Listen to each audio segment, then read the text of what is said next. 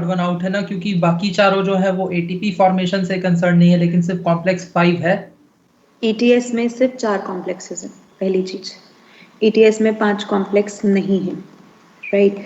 And all the 4 complex are only concerned with oxidation of NADH and FADH, right?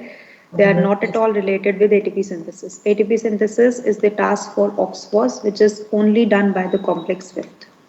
Okay, ma'am. Clear? Okay, guys. Now let's. Canopy complex mean क्या होता है? किसका mean? Canopy, canopy. Canopy is the green, जो tree का पूरा एक green foliage part होता है ना, राइट? जैसे क्राउन कहते हैं, क्राउन ऑफ द ट्री, जो पूरा ग्रीन लीफ स्ट्रक्चर होता है उसका, that is called as canopy. उसे कैनोपी कहते हैं, राइट? जैसे पीपल का कैनोपी बहुत ज्यादा होता है, right? Very huge canopy it is having. हाँ जी। कॉम्प्लेक्स 5 जो है, मतलब कॉम्प्लेक्स 5 एटीपी का उसका पार्ट नहीं है ना, ईटीएस का? नहीं, ETS का पार्ट नहीं। Okay ma'am. Right? Okay, guys. So let's begin with the chapter Principle of Inheritance and Variation.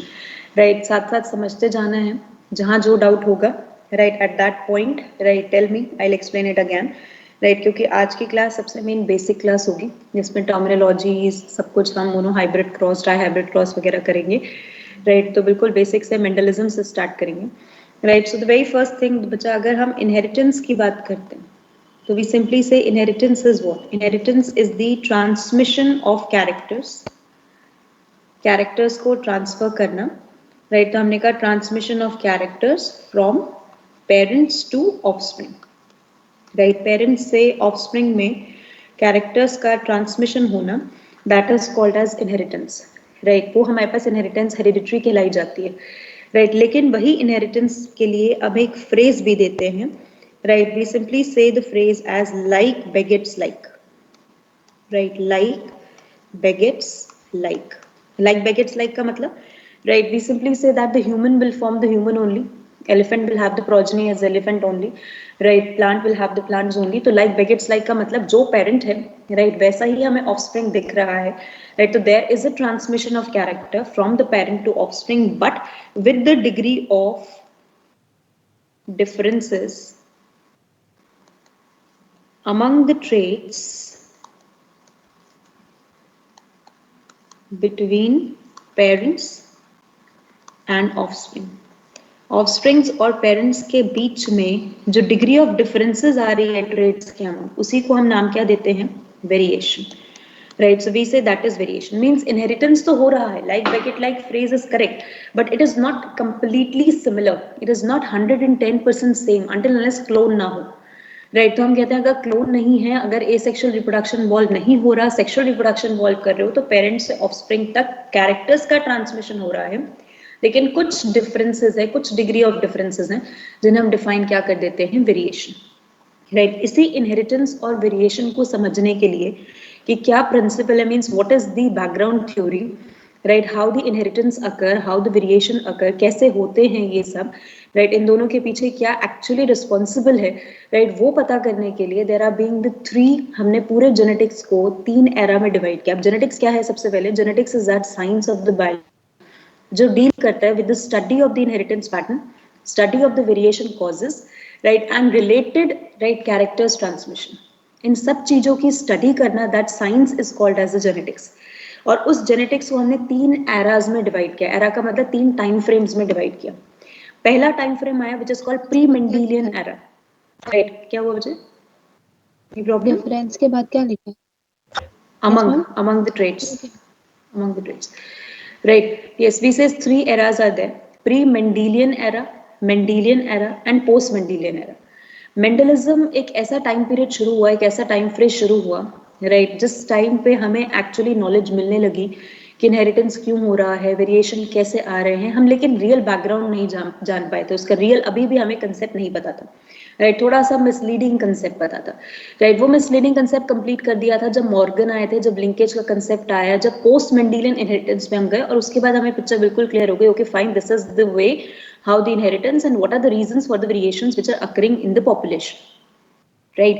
जो प्री मेंडेलियन एरा था, राइट, उसमें बहुत सारी थ्योरीज आई जिनका कोई थियोरेटिकल, जिनका कोई भी एक्सपेरिमेंटल प्रूफ नहीं था, they all are the theoretical basis, right? Theory के बेसिस पे कह दी गई right? That if the gametes will fuse together, due to the fusion of the gametes, some of the traits will follow up as such in the progeny and some of the traits will get variated, right? तो simple सा एक concept दिया गया विच is called blending inheritance, कि जो parents में character हैं वो ब्लेंड करेंगे और वो प्रोजनी में जाएंगे, फिर प्रोजनी के कैरेक्टर ब्लेंड करेंगे और उसके आगे के जनरेशन में जाएंगे. तो they just say about the blending inheritance. बहुत सारी थ्योरीज आई, नहीं पढ़नी हमें, right? Because all of them are the rejected theories. We only have to study the one, right? जो आप evolution में पढ़ते हो, इसीलिए यहाँ पर रेफर करनी पड़ती है, which is a Pangene theory, right? जो हमारे डार्विन ने दी थी, right? अब बेसिकली हमने कहा कि ये पहला कंसेप्ट आया pre Mendelian concept, which is only and only based on blending inheritance. ध्यान रहेगा सबको, right? तो सबसे पहले हमने यहाँ पर डिफाइन किया, right? That is the pre-Mendelian concept. Right. And the pre Mendelian, जो मेंडलिज्म से पहले, जब तक मेंडल नहीं आए थे उनसे पहले जो काम चल रहा था, which is also called as the theories of blending inheritance, right, which only say that, right, the traits get blend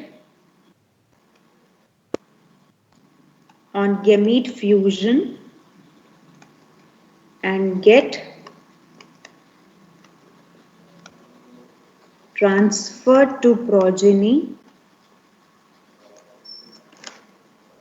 during fertilization, right? तो ये कंसेप्ट हमारे पास थ्योरी ऑफ ब्लेंडिंग इनहेरिटेंस ने एक्सप्लेन किया. बहुत सारी थ्योरीज आई, right, but the only one theory which is called as the pangenesis और पेंजीन थ्योरी, राइट, जिसे हम नाम देते हैं pangene theory, given by the Darwin, right. Darwin ने एक कंसेप्ट दिया. अब डार्विन ने क्या कहा? Darwin say that the male gamete and the female gamete, right, the male gamete and female gamete carry pangenes or called gemmules as small particles, right? ये भी carry करते हैं pangenes और gemmules as small particles which are actually the carrier of, जो किसके career हैं? हमने कहा which are the carrier of genetic information. Pangenes are the carrier of genetic information. अब जब ये पेंजीन्स हमारे पास, दैट इज जब ये गैमीट का फ्यूजन होता है, there is a fusion of the gamete, right, once we will say they will go for the fusion of gamete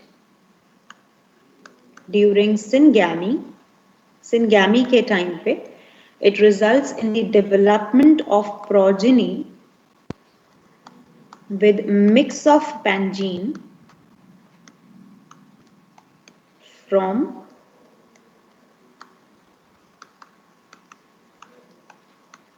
both the parents, जिसमें से कुछ ट्रेट कैसे कहलाए जाएंगे? इनहेरिटेड ट्रेट्स, जो एज इट इज ट्रांसफर हो गए, राइट, जिनका ब्लेंडिंग का कोई फर्क नहीं पड़ा. और कुछ ट्रेट्स कैसे कहलाए जाएंगे? ब्लेंड और एक्वायर्ड ट्रेट्स. और कौन वेरिएशन के लिए रिस्पॉन्सिबल होगा? Acquired traits. इनहेरिटेड ट्रेट तो एक्सेस आ गए हमारे पास, and then we will say, right, progeny will show inheritance as well as variation. दोनों कंसेप्ट को प्रोजेनी ने शो कर दिया. Understood everyone? That's a Pangene theory, right? But the drawback is we don't know about it. Drawback जो हमें इसका मिला, that is existence of Pangene is not clear. होते भी हैं या नहीं होते वो भी नहीं पता. तो हमें इसके बारे में कुछ actually realistic information नहीं है. तो only theoretical information is there, no experimental study. कोई भी experimental study इसमें responsible नहीं रहेगी. Clear everyone? Concept समझ आया अच्छे से? Yes, ma'am. right? Yes, ma'am. तो Ma'am. that is basically the Pangene theory. हाँ जी बेटा. मैम पेंजिन और जिमिल है क्या ये? Particles हैं बच्चे. They are carrying the genetic information. Gene के carriers हैं. Right. उस टाइम जब प्री मेंडेलियन कंसेप्ट आया था, we don't know about DNA, we don't know about genes, we don't know about chromosome. हमें नहीं पता था इसके बारे में. तो they simply imagine something. कि उन्होंने कहा कि they are the small particle जो information को carry कर रहे हैं और वही information आगे की तरफ transfer होगी. Okay. Right now, completed यहाँ तक. Noted everyone? ब्लेंड क्या होता है मैम? Blend mix होना बेटा. Blending, mixing. Right, traits की mixing होना. Right, that is called blending, right? तो ये हमारे पास आया pre Mendelian concept which is completely the false concept, right? Completely the rejected concept, right? Because कोई हमें इसका अब rejected इसलिए क्योंकि उस टाइम पे ठीक है सही माना जा रहा था. पेंजीन थ्योरी बिल्कुल सही मानी गई थी उस टाइम डार्विन के टाइम पे, right? लेकिन जब मेंडल का कंसेप्ट आया था तो उसके बाद ये सब कुछ रिजेक्ट हो गया था, right? तो हम कहते हैं ना जैसे नई चीज आती है पुरानी चीज मॉडिफाई करनी पड़ती है, तो same thing happen like this, right? So now moving to the Mendelian concept.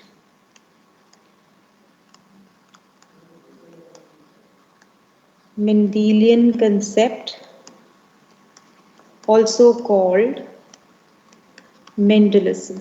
तो अब आगे आने वाले 2 हफ्ते हम Mendelism ही करने वाले हैं, right? This week and next week and maybe next week also. Right, so Mendelian concept और Mendelism क्या होता है ये, क्या कंसेप्ट है, राइट? तो बेसिकली मेंडेलियन कंसेप्ट कैसे शुरू हुआ? When the Gregor John Mendel come in picture, right? तो हमने कहा Gregor John Mendel actually being the one जो जिनका कोई बायो से रिलेशन नहीं था, राइट? But he carried out a hybridization experiment, right? While just doing some physics research करते करते he is doing some hybridization experiment by observing the pea plants in his garden, right? उन्होंने अपने garden में P plants को observe किया और वहां पर ये देखा कि जो पी प्लांट्स उनके गार्डन में लगे हैं किसी में हाइट का डिफरेंस दिख रहा है, किसी में फ्लावर कलर का डिफरेंस दिख रहा है, किसी में पॉट शेप का डिफरेंस दिख रहा है.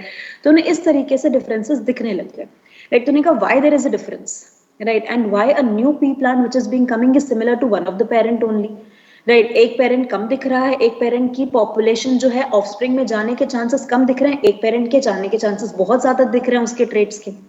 तो ऐसा क्यों है, राइट? तो ये सब उनके दिमाग में चलने लगा and then he started the concept कि उन्होंने 7 years तक, right, for the tenure of the 7 years, right, he completed the whole hybridization experiment, right, and uses the concept of the factors का कंसेप्ट यूज किया और उसके बाद ये prove करने की कोशिश की, okay this is how the trait get transmitted, this is how the inheritance actually occur, right? तो he come in the limelight only when, right, he started proving this thing कि हाँ इस तरीके से इनहेरिटेंस होता है. बट एक्चुअली ड्रॉबैक ये रहा कि मेंडल अपने टाइम पीरियड में, अपने लाइफ टाइम में अपने ही कंसेप्ट को प्रूफ नहीं कर पाए थे क्योंकि ना वो फैक्टर की एग्जिस्टेंस बता पाए थे, plus being a physicist, being a mathematic background होने की वजह से ही always use a maths in the biology. और बायो में मैथ्स यूज करना आज के टाइम में डिफिकल्ट टास्क है, तो पहले तो सोचो क्या ही होगा, राइट? तो इसी वजह से मैथ्स का यूज करना was a very very difficult task for that time, right? जिसकी वजह से कंसेप्ट समझ ही नहीं आया लोगों को, राइट? और ये कंसेप्ट पूरी तरीके से हाईलाइट नहीं हुआ, राइट? तो अपने टाइम में उनको अपने वर्क की रिकॉग्निशन बिल्कुल नहीं मिली, but after his death, right, 3 scientists reappear his work again. उन्होंने वापस से इनके वर्क को अपीयर कराया, राइट? आगे पढ़ाऊंगी इनके बारे में भी. फिर से इनके कंसेप्ट्स को लेके आए लॉ की फॉर्म में, राइट? फिर से इनके कंसेप्ट्स को हाईलाइट किया और उसके बाद ग्रीगर John Mendel get the recognition, right? उसके बाद मेंडलिज्म वाज अ कंसेप्ट जिसकी वजह से ग्रीगर जॉन मेंडल को फादर ऑफ जेनेटिक्स बना दिया गया, right? He is the one जिनकी वजह से एक्चुअली हमें नॉलेज मिली है और इन्हीं के कंसेप्ट के बेसिस पे आगे मॉर्गन ने अपना थ्योरी दिया, राइट? और कंसेप्ट्स आते चले गए, राइट? और फिर आगे कंसेप्ट हमारे पास मूव होता चला गया. Clear everyone, right? तो अब हमने कहा बच्चा यहाँ पर Mendelism is being focused on hybridization experiment, right? History वगैरह ना सब कुछ स्लाइड्स में लिखी हुई है, राइट? मैं मेंडलिज्म कराने के बाद एक बार स्लाइड गो थ्रू कराऊंगी, वहां पर वो ईयर कौन से हैं सब कुछ हिस्ट्री एज सच लिखा हुआ है उसमें, वो आपको वहां से याद करना है, राइट? द मेन पार्ट जो कंसेप्ट वाला है वो हम क्लास में करेंगे, ठीक है, right? So hybridization experiment on pea plant and the P plant as pisum sativum, right? उनको यूज किया, fine, right, for 7 years. Ma'am हाँ जी बेटा। मैम मॉन्क का मीन क्या होता है? किसका? Monk, MONK। Monk, saint, saint लोग जो होते हैं ना उन्हें कहते हैं मॉन्क्स। जो बुद्धिज्म वगैरह में बिलीव करते हाँ राइट, जैसे प्रीस्ट वगैरह होते हैं ना क्रिश्चियंस में, उन्हें मॉन्क कहते हैं। Okay ma'am. Okay guys, now so अब हमने कहा यहाँ पर हाइब्रिडाइजेशन एक्सपेरिमेंट पी प्लांट पे इन्होंने 7 इयर्स किया, तो सबसे पहला क्वेश्चन तो दिमाग में आया, why P plant? P plant ही क्यों ले? Right, why he considered the P plant as the main raw material? P plant को क्यों कंसिडर किया? राइट, तो उसी टाइम सबसे पहला पॉइंट दिमाग में आया हमारे पास। राइट, सबसे मेन चीज क्या होती है? बहुत सारा थे मैम, हाँ ठीक है, और इजीली ऑब्जर्व हो जा रहे इजी थे। टू कल्टिवेट है। और जो मैम Right. लाइफ साइकिल होती है वो एक सीजन में होती है। Right, and have short life cycle, right, completed in one season, self Yes. Pollination भी and requirements for growth are well established. इसका क्या मतलब है? ग्रोथ बहुत इजी है, राइट, बहुत फास्ट ग्रोथ है इसके अंदर, फास्ट ग्रोइंग है, और रिक्वायरमेंट्स जो ग्रोथ के लिए वो हमें पता है। ऐसा कोई स्पेशल रिक्वायरमेंट, कोई मेजर रिक्वायरमेंट नहीं है जो भाई अवेलेबल करानी बहुत ही मैंडेटरी है इसके लिए, राइट, ऐसा कुछ नहीं, राइट। तो इसलिए pea plant is very easy to cultivate, very easy to grow, इसलिए उन्होंने इसको क्या सेलेक्ट किया, right, hence selected as model organism. इसको एक मॉडल ऑर्गेनिज्म की तरह सेलेक्ट कर लिया, राइट। और याद रखना, it's being the model organism for the Mendelism. Mendelism के लिए मॉडल ऑर्गेनिज्म है हमारे पास पी प्लांट जो वर्क करता है, राइट। अब हमारे पास सबसे पहले आया, अब हम इसका एक्सपेरिमेंट शुरू करें उससे पहले we need to know some of the terminologies, right, जो हमें पहले क्लियर करनी है ताकि बीच में कोई डाउट ना आए, राइट, टर्मिनोलॉजीज, राइट। फिर उसके बाद इसके पूरे एक्सपेरिमेंट से एक एक करके स्टार्ट करेंगे, राइट।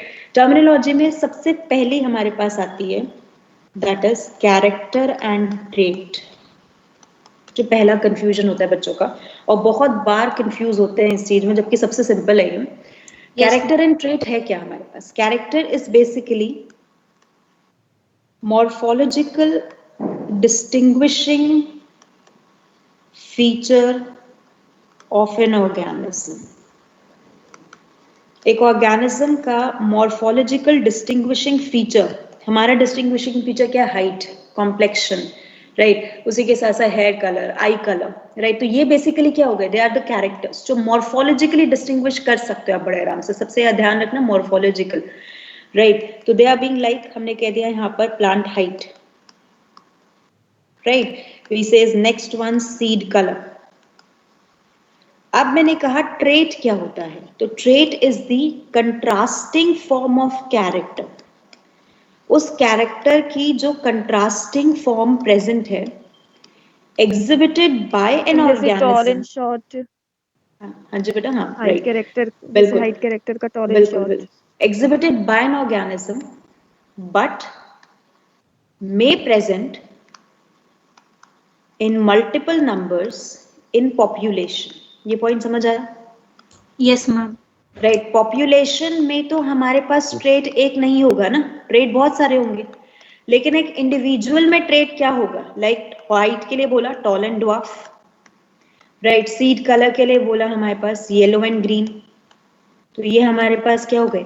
ट्रेट। तो एक ध्यान रखना point, an individual has a specific character with a specific trait, a population has a character with multiple traits। याद रहेगा लाइन? Clear, right. एक इंडिविजुअल के पास ऑब्वियस सी बात है बच्चा, एक ही ट्रेट होगा, या तो टॉल होगा या ड्वार्फ होगा। ऐसा तो नहीं है कि कभी टॉल लग रहा है कभी ड्वार्फ लग रहा है, एक ही चीज होगी ना उसके पास, राइट। तो ट्रेट एक है एक इंडिविजुअल के पास, लेकिन उस पॉपुलेशन में आपको टॉल भी मिलेगा, ड्वार्फ भी मिलेगा। मैं सिंपल सा एग्जांपल लेती हूँ ह्यूमन स्किन कलर का। Human skin colour is a character जो आपको ह्यूमन पॉपुलेशन में मिलेगा, लेकिन उस ह्यूमन पॉपुलेशन में ह्यूमन स्किन कलर क्या सबका सेम है? नो। हमारे पास टोटल 7 डिफरेंट ट्रेट्स हैं ह्यूमन स्किन कलर के, जो इंडियन पॉपुलेशन में प्रेजेंट, इंडियन पॉपुलेशन तो क्या 3 है, लेकिन टोटल पॉपुलेशन में प्रेजेंट है, ऑल ओवर अर्थ पे जो ह्यूमन पॉपुलेशन है उसमें प्रेजेंट है, राइट। सो वी से this is basically being the form, right. तो हम यहाँ पर क्या डिफाइन करते हैं? An individual show specific trait of a character, but in a population, और population बेटा हमेशा एक ही species की होती है. Population is a group of organism belonging to single species. ये ध्यान रखना, ठीक है? Right, but in a population, a character can have more than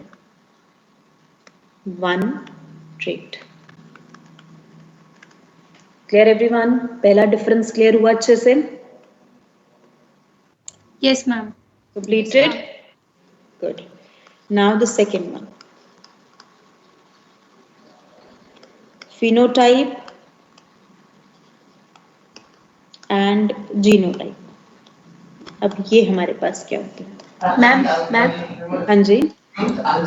ma'am अगर हम बोले एक ट्रेट है तो एक मतलब हम टॉल है या ड्राफ है, दोनों लेंगे, टॉल एंड ड्राफ. टॉल लेंगे ना, एक ही लोगे ना बच्चे, ट्रेट तो कोई एक लोगे ना उनमें से, टॉल या ड्राफ, ठीक है ना? Now moving to the next one बच्चा, फिनोटाइप एंड जीनोटाइप. अब फिनोटाइप एंड जीनोटाइप हमारे पास क्या होता है? तो हम कहते हैं phenotype is what? Phenotype is the morphological, right? तो फिनोटाइप हम डिफाइन करते हैं मॉर्फोलॉजिकल फीचर, और we can say feature of an individual. एक इंडिविजुअल का फीचर, राइट, जो आपको कैसे दिखेगा? Visible, visually observable. एनवायरमेंट में आपको दिख जाएगा आराम से. You can visualize that is phenotype. Phenotype हमारे पास कैसा हो गया? Like tall is a phenotype, dwarf is a phenotype, right, yellow is a phenotype, then we will say green is a phenotype. तो ये हमारे पास फिनोटाइप्स हो गए. But the genetic makeup of an organism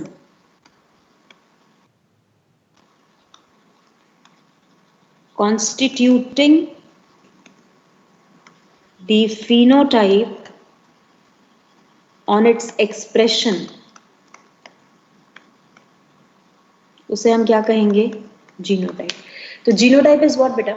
एक ऑर्गेनिज्म में क्या genetic information है, जिस जेनेटिक इंफॉर्मेशन के एक्सप्रेशन के बेसिस पे एक इंडिविजुअल का फिनोटाइप अपीयर हुआ, राइट? मैंने कहा एक इंडिविजुअल टॉल है तो उसके अंदर ऐसी क्या जेनेटिक इंफॉर्मेशन है कि उसको टॉलनेस का ट्रेट मिला, और वही इंफॉर्मेशन क्या नहीं है ड्वार्फ के पास, या ड्वार्फ के पास ऐसी क्या इंफॉर्मेशन है कि उसे ड्वार्फनेस मिली, राइट? तो that is basically called as the genotype, right? तो इंटरनल कॉन्स्टिट्यूएंट अगर आपको देखना है तो आप किसे देखोगे? जीनोटाइप.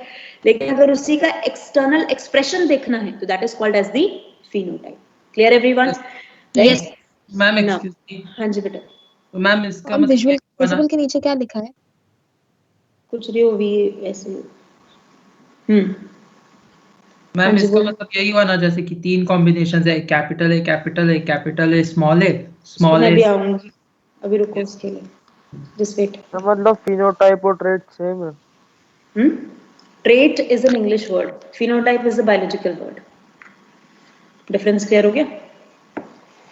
यस. ठीक है. इंग्लिश में किसी को फिनोटाइप बोलोगे ना, होगा पता नहीं क्या ही बोल रहे हैं. ट्रेट बोलोगे शायद समझ आ जाएगा, है ना?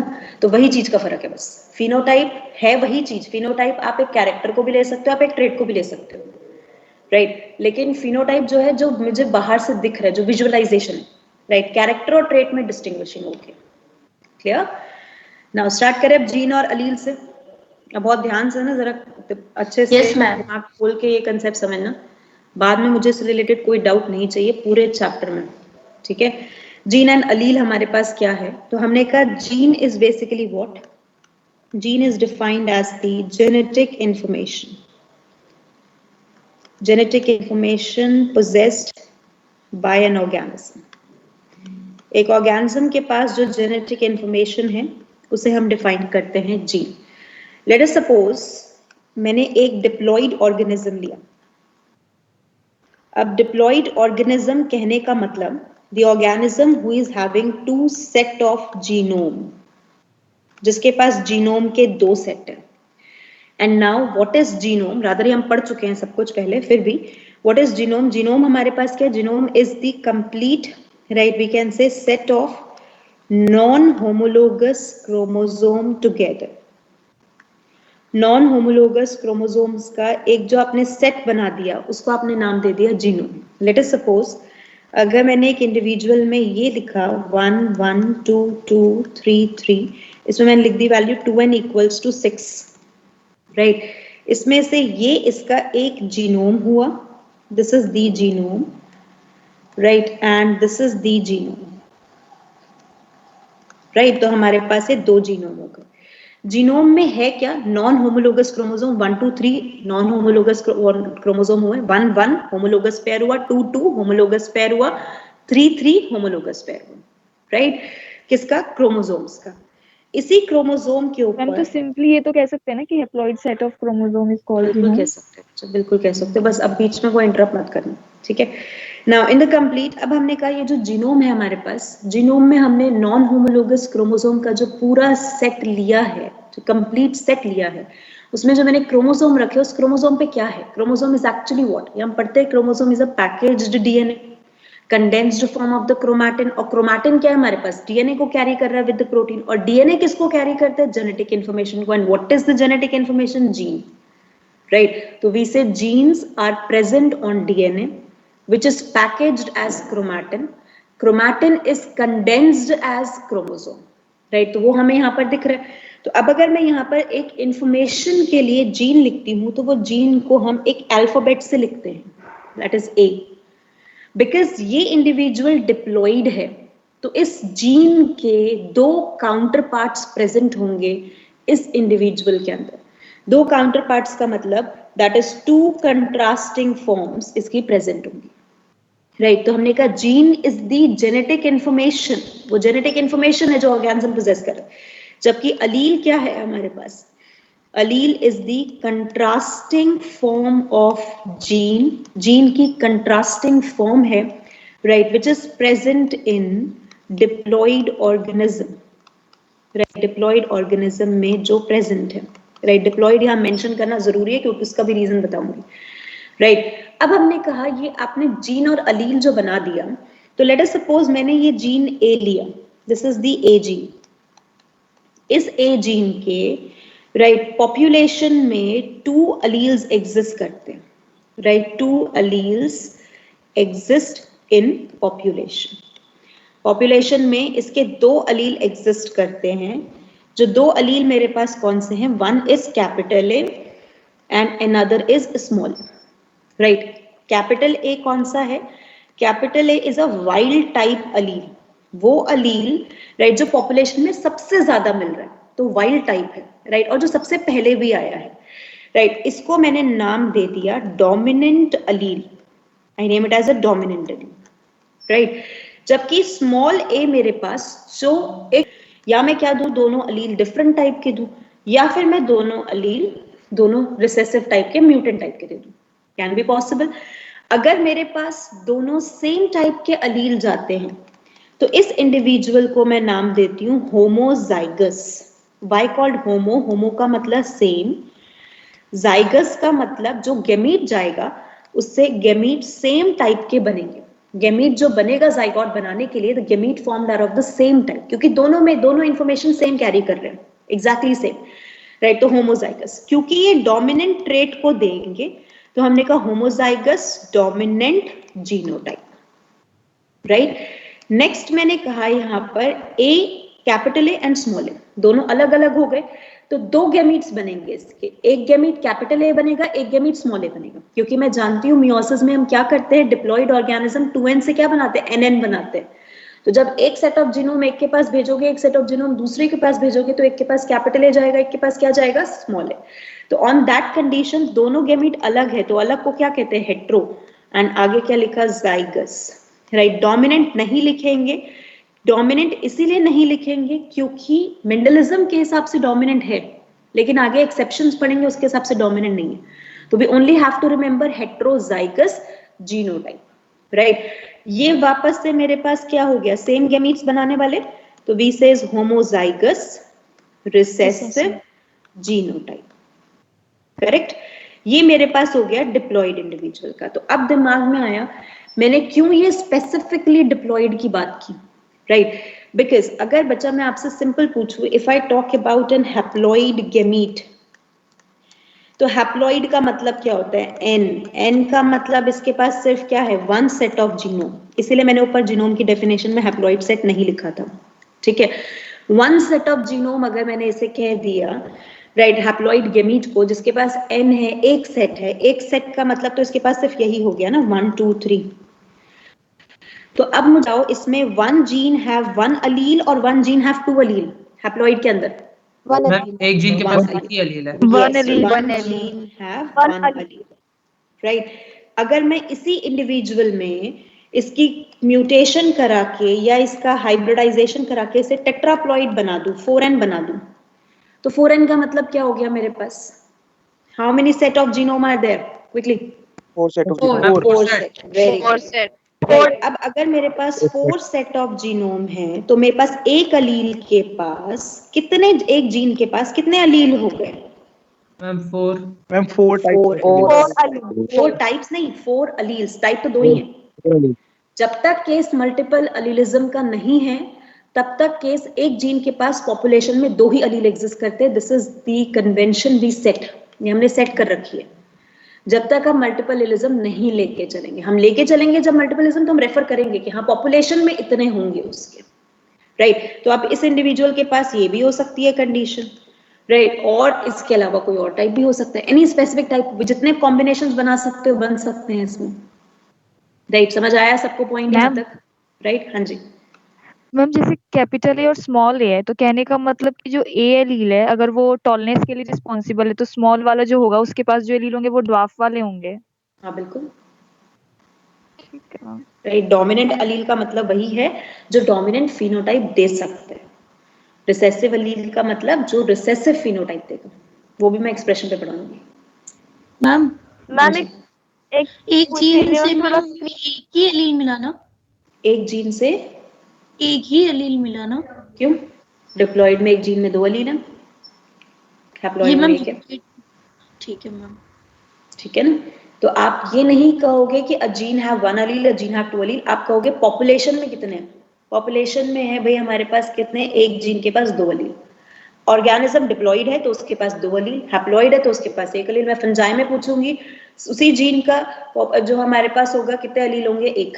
वही मैं प्लांट में पूछूंगी कितने हो जाएंगे? 2n, that is equals to 2 alleles. Animals में 2n, that is equals to 2। एक जीन के पास 2 अलील्स। समझ आया? एक बार वो टाइप वाला फिर से समझा दीजिए जो आपने समझाया था कि 2 कौन सा टाइप होते हैं वाला। अलील्स के एक जीन, बच्चा यस देखो, हमने सिंपल सा ये कहा बेटा, एक जीन के टोटल हमारे पास, राइट, हम ये बाय कन्वेंशन लेके चलते हैं, have 2 type of alleles. 2 type of alleles हम क्यों लेते हैं? क्योंकि एक अलील होता है जो वाइल्ड टाइप होता है, जो मुझे इवोल्यूशन के टाइम पे एंसेस्टर्स में मिला, उससे मैं वाइल्ड टाइप कहती हूँ, और जो पॉपुलेशन में होने के मैक्सिमम चांसेस कैरी करता है, राइट? उसी अलील का म्यूटेशन होता है और उसके म्यूटेशन की वजह से एक म्यूटेंट टाइप अलील आता है, और वो म्यूटेंट टाइप अलील एक्सप्रेस तो करता है लेकिन उतनी डिग्री से एक्सप्रेशन नहीं करता, या कभी-कभी एक्सप्रेस ही नहीं करता। तो उसे आप म्यूटेंट अलील और रिसेसिव अलील का नाम देते हो क्योंकि पॉपुलेशन में वो कम है मेरे पास। अब समझ आया point? Yes ma'am, right? Thank you. Yes, ma'am हाँ जी, एक एक करके। मैम ने एक जीन के बड़ा multiple कैपिटल वाला alleles एक लिया है, इसमें कहा है कि 2 अलील्स है, और फिर इसको जो एक अलील लिया वाइल्ड टाइप अलील, तो इसमें मतलब जो ये जीन है उसमें वाइल्ड टाइप अलील यही डोमिनेंट है। हाँ यही डोमिनेंट है, वाइल्ड टाइप का मतलब ही डोमिनेंट है। जीन को जो हम एक्सप्रेस कर रहे हैं तो वो डोमिनेंट अलील की वजह से एक्सप्रेस कर रहे हैं, ए बड़ा वाला जो आपने नहीं, लिखा है। रिसेसिव भी करता है। अगर मान लो रिसेसिव एक्सप्रेस नहीं करता, लेट अस सपोज अगर किसी के दिमाग में आती है ये चीज और किसी के दिमाग में है भी ये चीज कि रिसेसिव एक्सप्रेस नहीं करता, तो डॉफ हाइट वाले की हाइट होती नहीं, 0 हाइट होती। ऐसा होता है 0 हाइट होती है किसी की? नेवर ना, मिनिमम तो होती है ना, मिनिमम होती है। इसका मतलब क्या है हमारे पास कि एक्सप्रेशन है लेकिन एक्सप्रेशन कम है। किसका एक्सप्रेशन ज्यादा है? डोमिनेंट वाले का, डोमिनेंट का। ठीक है? येलो कलर अगर मिल रहा है तो एक्सप्रेशन तो मिल रहा है ना बेटा, रिसेसिव अलील एक्सप्रेस कर रहा है ना उस टाइम पे हमारे पास, मैम Right. जिनके मल्टीपल एलील है तो मैम किस तरह से होगा फिर? मल्टीपल एलील का केस आगे पढ़ेंगे, डोंट वरी। अभी इतना ध्यान रखो कि 2 एलील एग्जिस्ट इन पॉपुलेशन, पढ़ाऊंगी एबीओ ब्लड ग्रुपिंग के अंदर। यस राइट, मैम हाँ जी। मैम आपने जीनोम को set of non homologous chromosome कैसे कहा, वो एक्सप्लेन कर दो प्लीज। देखो हमारे पास होमोलोगस कौन से होते हैं, जो मदर एंड फादर से आते हैं, ठीक है, एंड जिनके पास जीन सेम होते हैं, अलील अलग अलग होते हैं। तो अब अगर मैं इस पे बनाती हूँ, यहाँ पर नोट हो गया बच्चे सबका ये वाला? Yes ma'am. यहाँ अगर मैंने Yes, यहाँ ma'am. पर बनाया इसमें capital B, small B, capital C, capital E, small E. Tell me कौन से पेयर ऑफ क्रोमोसोम के पास सेम जीन है? Which pair Ma'am, of B, B, C, chromosome have C. same gene? Ma'am C. Ma'am One and one, C. Yes ma'am. Ma'am second one and one, second and second, third and third. Yes ma'am. Gene वही है ना, अलील अलग Yes. हो सकते हैं। अलील अगर 2 type के तो ऑब्वियसली पॉसिबिलिटी अलग होने की, लेकिन जीन सेम होना चाहिए। जिनके पास जीन सेम होता है वो कौन से होते हैं? Homologous chromosome. अब होमोलोगस कौन से जिनके पास जीन अलग अलग है? 1 और 2 के पास अलग है, 1 और 3 के पास अलग है, 2 और 3 के पास अलग है, करेक्ट?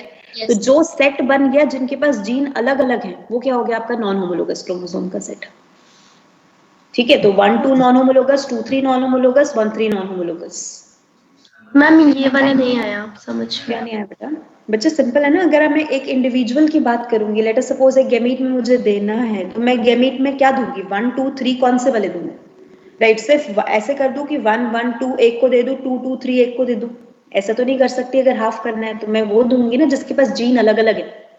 और अगर जीन अलग अलग है तो वो कौन से क्रोमोसोम कहलाए जाते हैं? Non homologous chromosome. और नॉन होमोलोगस क्रोमोसोम कौन से हैं इसमें से? 1 2 3, क्योंकि तीनों के पास जीन अलग अलग प्रेजेंट है, सेम जीन है ही नहीं। क्लियर ना? Yes ma'am. हाँ मैम जी। ऐसे क्यों देते मैम हैं? होमोलोगस मैम 1 1 मैम आप हाँ ऐसे बच्चे, 1 1 इज होमोलोगस होमोलोगस। क्या 1 हो 1 गया, मियोसिस भूल गए क्या? Cell cycle, cell division. 1 1 1 is homologous, 2 2 is homologous, 3 3 is homologous, 1 2 3 are non-homologous. Okay. Ma'am ऐसा क्यों होता है कि नॉन होमोलोगस ही जाते हैं? तो कैसे करें बताओ? ओके, नाउ टेल मी हम करें कैसे?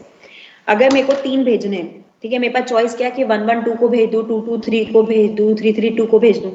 अगर मैं भेजना चाहती हूँ और मैं ये कहती हूँ कि गैमीट जो बनेंगे, हर गैमीट के पास हर जीन होना चाहिए, तो कैसे पॉसिबल है? हर गैमीट को हर जीन कैसे दोगे?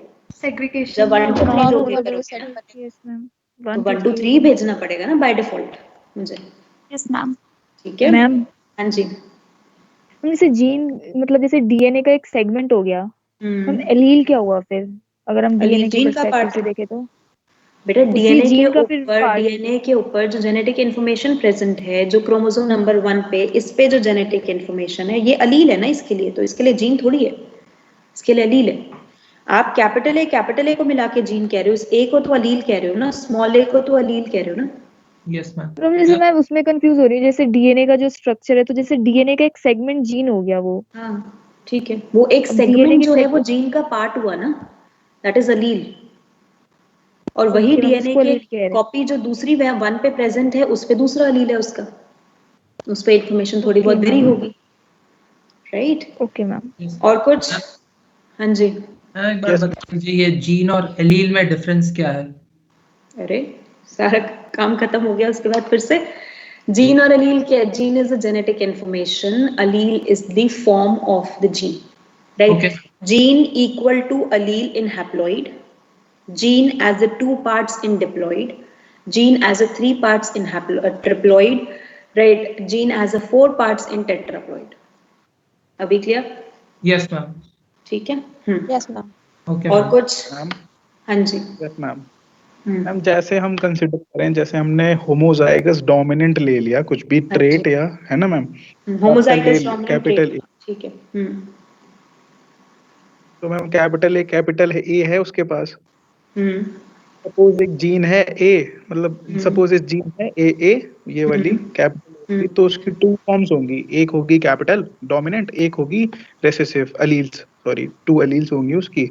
तो मैम क्या हम ये कह सकते हैं कि कैपिटल ए वाले में सिर्फ एक ही अलील है उस जीन एक की? टाइप का अलील है, एक अलील नहीं है, have 2 allele but of the same type. Sorry ma'am, एक टाइप का एलील है कैपिटल ए वाला। हाँ बिल्कुल कह सकते हैं।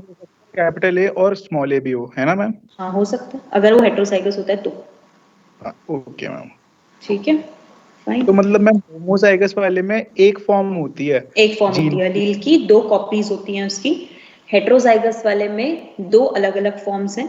होमोजाइगस रिसेसिव वाले में रिसेसिव एलील की 2 कॉपीज प्रेजेंट हैं और वही एक ही फॉर्म है as a recessive allele. Yes ma'am, okay thank you ma'am. Done, आगे बढ़ जाऊं? चलो। Yes ma'am. Yes ma'am. Now moving to the pure line generation. ठीक है, ये जीन और अलील की ना अब मुझे आगे कोई भी कंफ्यूजन नहीं मिलनी चाहिए इससे रिलेटेड, क्योंकि पूरा चैप्टर में बच्चे हर जगह जाके अटकते हैं इस पे, राइट? तो make it very much clear guys. Now pure line generation. Pure line generation अब क्या होती है हमारे पास? हम कहते हैं एक individual, right? If I take one individual as having, देखो मैंने कहा ये एक डिप्लॉयड इंडिविजुअल है। चलो अभी क्लियर भी हो जाएगा आपको इससे।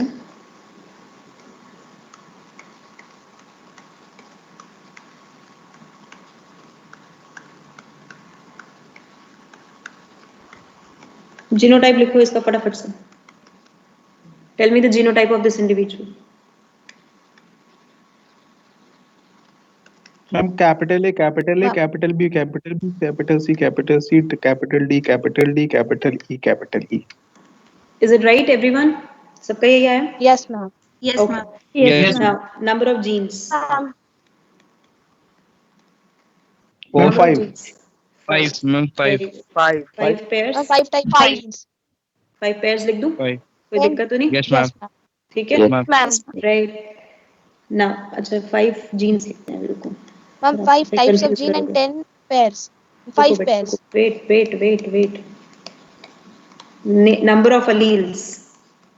10 10 5 pairs। 10 मैम। अब यहाँ लिखेंगे 5 pair of alleles। अभी ठीक है? Okay 5 pairs. Done? Yes ma'am. यहाँ तक क्लियर सबको अच्छे Yes, से? ma'am. All the Yes, genes, homozygous, heterozygous. Ma'am homozygous dominant. Dominant.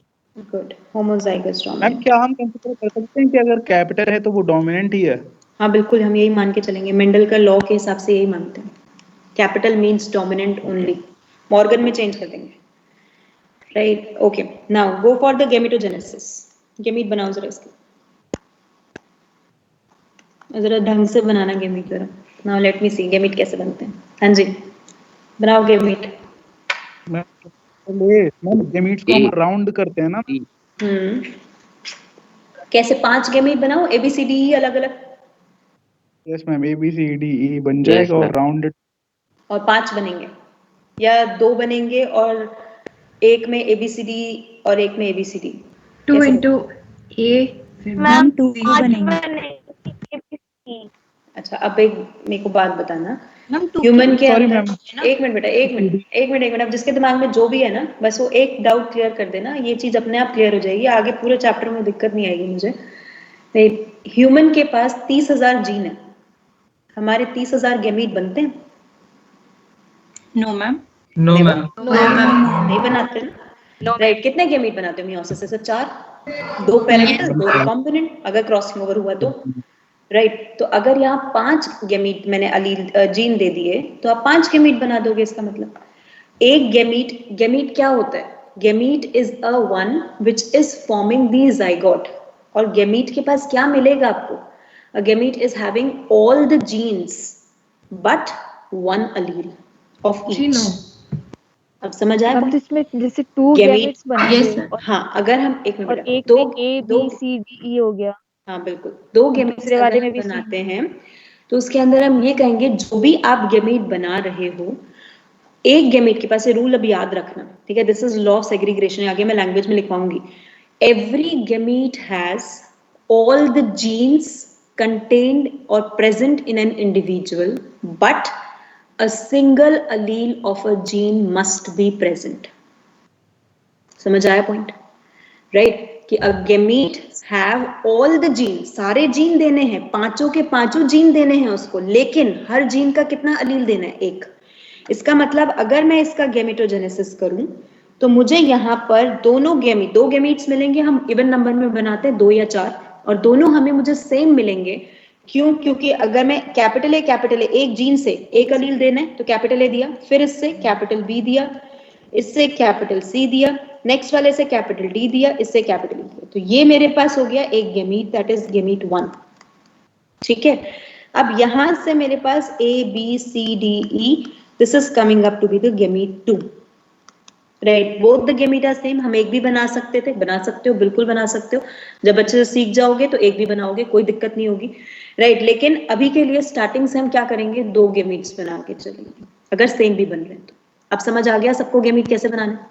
मतलब मैम Yes, ma'am. से हम एक एलील लेते हैं ना? हाँ जी बेटा, एक पेयर जीन से हम एक एलील लेते हैं। एक जीन से हम एक अलील लेते हैं, एक पेयर जीन से नहीं। Gene is a pair of allele, ठीक है? हाँ जी, हाँ जी, लॉ ऑफ सेग्रीगेशन भी है ना, एक ही एलील जा रहा है एक गैमीट में। हाँ वही जा रहा है, लॉ ऑफ सेग्रीगेशन ही है ये, बस मैं अभी यहाँ लिख नहीं रही लैंग्वेज में। अब मैंने इसका सेल्फ पॉलिनेशन कराया। क्या मतलब होता है सेल्फ पॉलिनेशन का? इसी के प्लांट के पोलन इसी के स्टिग्मा पे लैंड करेंगे, that is self pollination. Means जो पोलन का जीनोटाइप होगा क्या वही एग का जीनोटाइप होगा? सेम होगा ना, एक ही प्लांट के पार्ट है ना। ठीक है, तो अगर मैंने यहाँ पर प्लांट लिया, इसको अगर मैं मेल कंजरे से पोलन में ले रही हूँ, और सेम इसी प्लांट ए, इससे मैंने पोलन निकाले इसके एंथर से, और इसी के स्टिग्मा के ऊपर मैंने ब्रशन कर दिए इसके पोलन्स को, तो जीनोटाइप दोनों का सेम, इसका भी जीनोटाइप सेम, करेक्ट। अब अगर मैं दोनों का फर्टिलाइजेशन कराती हूं, जो प्रोजेनी आएगी क्या वो बिल्कुल क्लोन होगी मदर एंड फादर के? Yes ma'am. दोनों की गैमीट सेम, ठीक है। तो मेरे पास प्रोजेनी जो आएगी उसमें भी जीनोटाइप यही आएगा, am I right? Yes, ma'am. If stable trait inheritance is maintained by or maintained in a generation, then parents of the generation are considered as pure line parents. हम स्टेबल ट्रेड का मतलब यही है ना कि mutation नहीं कोई हुई, मिक्सिंग नहीं हुआ, हुआ, कोई वेरिएशन नहीं हुआ, नो वेरिएशन, राइट। तो स्टेबल ट्रेट इनहेरिटेंस का मतलब progeny is exact clone of the parent and there is no variation, no crossing over occur, means that the parent must be homozygous in nature. Am I right? Yes, ma'am. Yes, right. The pure line parent must be homozygous for all the genes. एक भी gene altered में नहीं होना चाहिए. For all the genes, it has to be homozygous. Yes, ma'am. Is this condition clear, everyone? Yes, ma'am. सबको pure line का meaning अब समझ आ गया, ठीक है। अब इसी में ही मैं एक केस देती हूँ, and tell me वो pure line है या नहीं।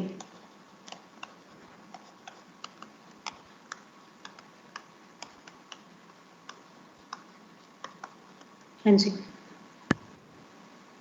एक second. No ma'am.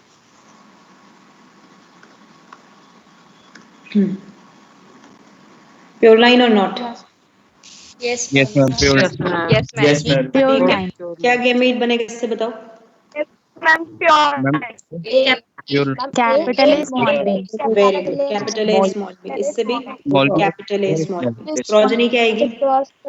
Capital A small b small b. Small b. Very good. Pure line generation. Now case 2.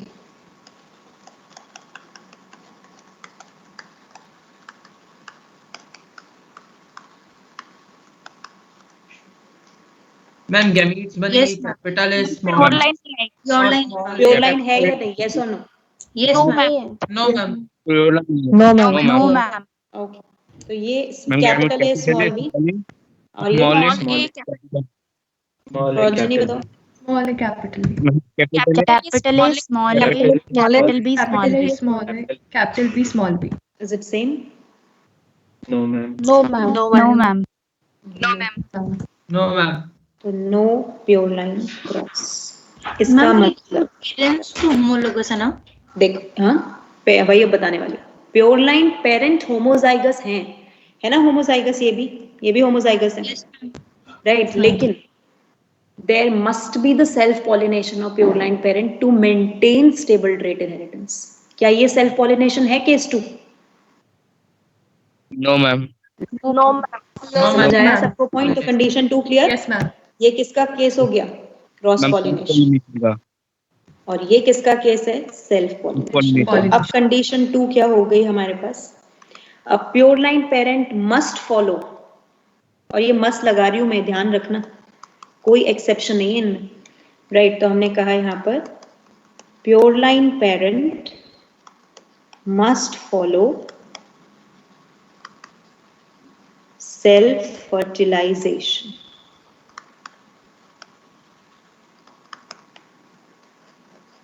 Completed? Ma'am that means दोनों पेरेंट्स डोमिनेंट होने चाहिए मैम? नहीं, दोनों के पास सेम जीनोटाइप होना चाहिए, that's the point, right? Both will have the same genotype.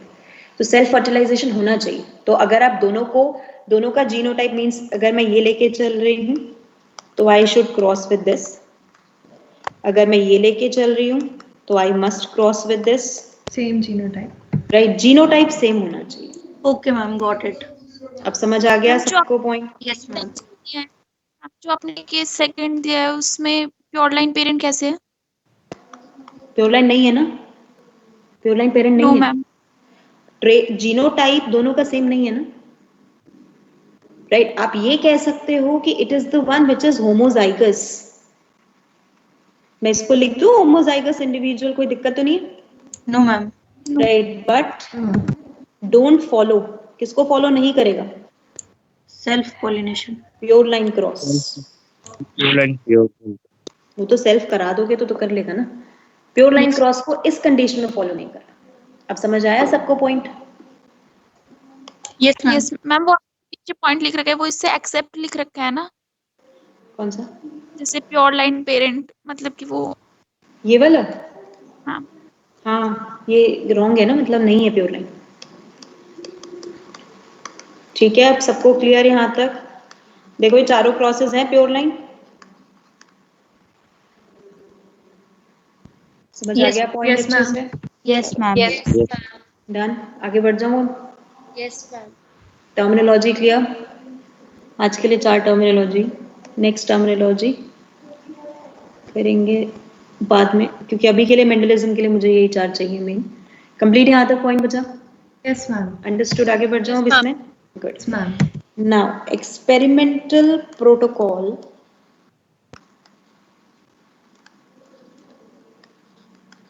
Of Mendelism. Mendelism का एक्सपेरिमेंटल प्रोटोकॉल क्या था, कैसे उन्होंने एक्सपेरिमेंट को परफॉर्म किया? That is the hybridisation experiment. उनके एक्सपेरिमेंट के क्या स्टेप थे और how he perform the experiment, right? वो अब हम स्टार्ट करेंगे। Fine,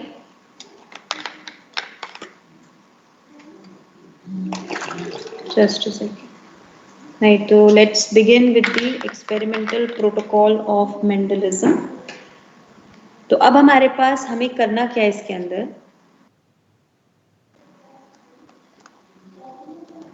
We will take the pure line parents. हमने प्योर लाइन पेरेंट्स लिए सबसे पहले। मीन्स क्या लूं मैं प्योर लाइन पेरेंट का मतलब? I will take the homozygous parent. ठीक है बच्चा, राइट? मैंने यहाँ पर लिया प्लांट ए, कौन सा? पी प्लांट, एंड यहाँ भी लिया मैंने पी प्लांट बी। अब प्रॉब्लम मेरे पास ये थी, मुझे इस प्योर लाइन पेरेंट की प्योर लाइन क्रॉस नहीं कराना, इसका क्रॉस हाइब्रिडाइजेशन कराना, इसका क्रॉसिंग करना है। तो मैंने इसको सेलेक्ट किया एज अ मेल पेरेंट और इसको सेलेक्ट किया as a female parent, right? तो my first thing is I will take the parent as a pure line, but I won't perform the pure line cross now. Of the pure line parent, I'll propose a cross hybridization which is called heterosis. समझ आया सबको point हम क्या करने वाले हैं आगे?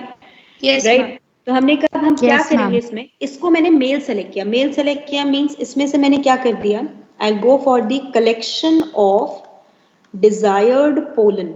इसमें से मैंने पोलन को कलेक्ट कर लिया, राइट? और कलेक्ट करने के बाद मैंने उसका वाइबिलिटी चेक कर लिया, राइट? तो I go for the viability check of the pollen. Viability का क्या मतलब होता है, पोलन लिविंग है या नहीं है, राइट? तो हमने कहा कितने टाइम पीरियड के लिए वो पोलन बिल्कुल फंक्शनल है, फंक्शनल रहेगा, वो मैं पता कर लूंगी कि मेरे को अगर मैंने पोलन अगर अभी निकाला है तो ठीक है, 2 घंटे तक के लिए फंक्शनल है, 4 घंटे तक के लिए फंक्शनल है, कुछ महीनों तक के लिए functional, I get to know, right? और वाइबिलिटी चेक हम करते हैं by the experiment called hanging drop experiment. ये एक्सपेरिमेंट मैं आपको सेक्सुअल रिप्रोडक्शन में पढ़ाऊंगी, don't worry about that, right? लेकिन अभी नहीं बताऊंगी। सिंपल हैंगिंग ड्रॉप एक्सपेरिमेंट हम करने वाले हैं, राइट? इस प्लांट को मैंने फीमेल प्लांट सेलेक्ट किया। अब क्योंकि ये प्लांट बाइसेक्सुअल है तो मुझे सबसे बड़ा डर तो ये है कि इसके पोलन कहीं रिलीज होके फीमेल जो मैं सेलेक्ट कर रही हूँ इसी के स्टिग्मा पे ना लैंड हो जाए। अगर हो गया तो एक्सपेरिमेंट खराब है, तो मुझे रिस्क ही नहीं लेना। तो I go for the first step emasculation. E means removal, masculine means male, right?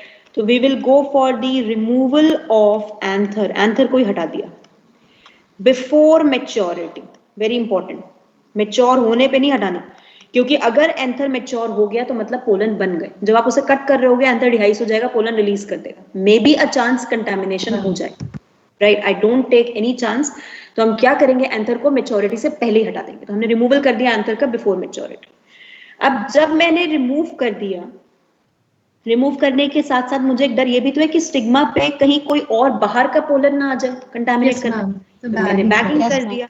तो बैगिंग का मतलब कवरिंग ऑफ स्टिग्मा, स्टिग्मा को कवर कर दिया, right? To prevent unwanted contamination, कि अनवांटेड कंटामिनेशन इसके ऊपर नहीं होना चाहिए।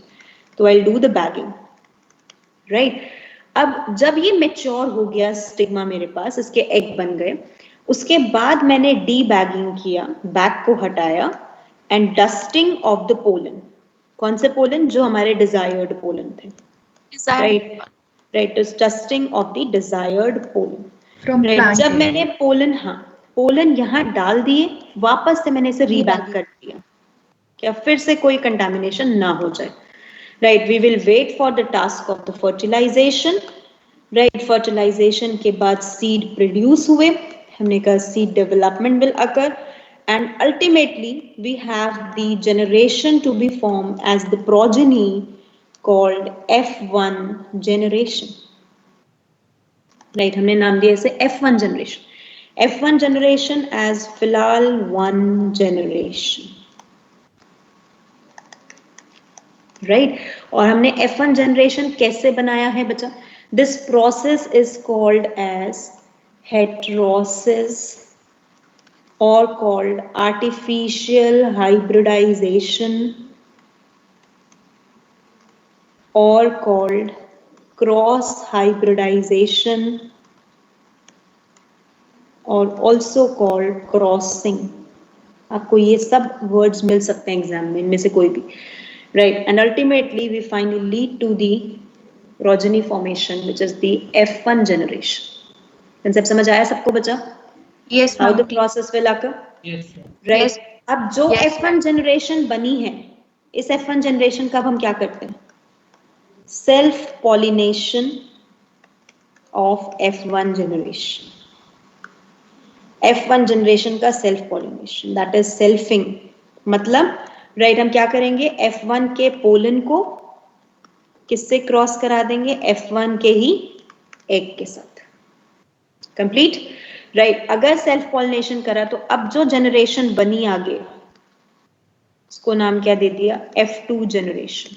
ऐसे ही F2 की सेल्फिंग करके F3 जनरेशन, F3 की सेल्फिंग करके F4 जनरेशन, 27 जनरेशन तक बनाया था उन्होंने, राइट, बट आपको नहीं पढ़ना, आपको सिर्फ F2 तक पढ़ना।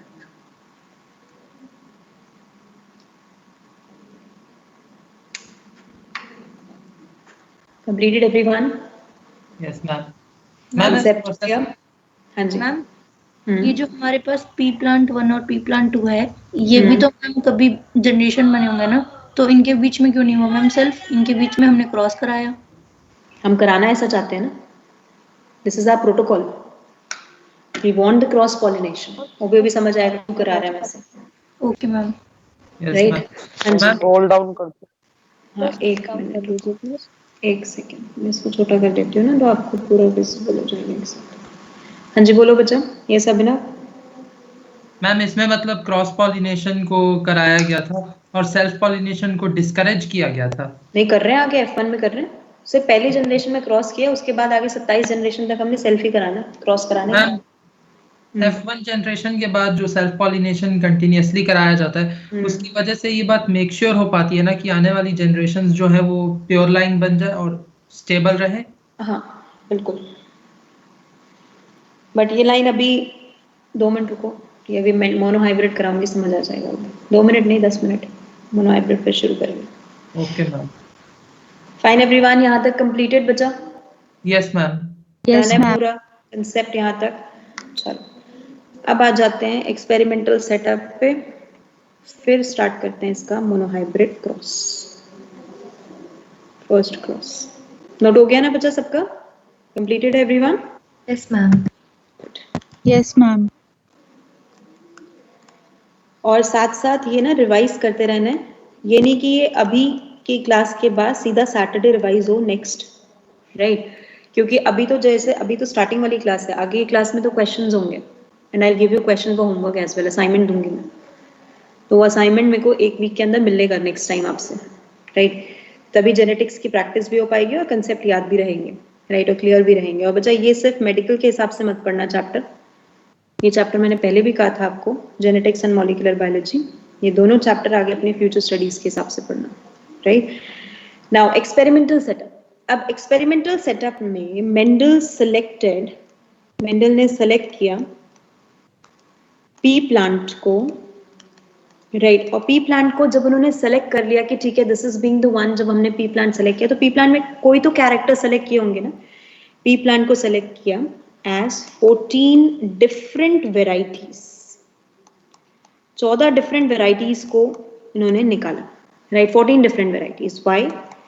ही स्टडीड 7 कैरेक्टर्स, 7 कैरेक्टर्स को पढ़ा एंड 14 कंट्रास्टिंग ट्रेट्स, ध्यान रहेगा पॉइंट, 14 कंट्रास्टिंग ट्रेट्स और 7 कैरेक्टर, गलती नहीं होनी चाहिए इसमें, 7 वेराइटी नहीं 14 वेराइटी, क्योंकि हर ट्रेट की एक वेराइटी दी थी उन्होंने, राइट? और जब हम एक ट्रेट की एक वेराइटी कहते हैं, इसका मतलब उस वेराइटी में सिर्फ वही एक ट्रेट अलग है बाकी से, बाकी सब चीजें सेम है। मीन्स अभी कैसे सेम है वो भी मैं आपको बताती हूँ। देखो अगर हम यहाँ पर कैरेक्टर की बात करें तो हमने कहा जो कैरेक्टर उन्होंने लिए दैट इज प्लांट और स्टेम हाइट, फिर उसी के बाद second he has taken flower colour,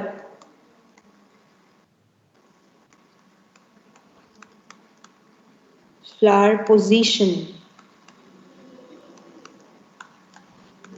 pod which is also called fruit, also called legume, इनमें से कोई भी नाम आ सकता है, shape, pod color, और फिर pod में present seed also called cotyledon,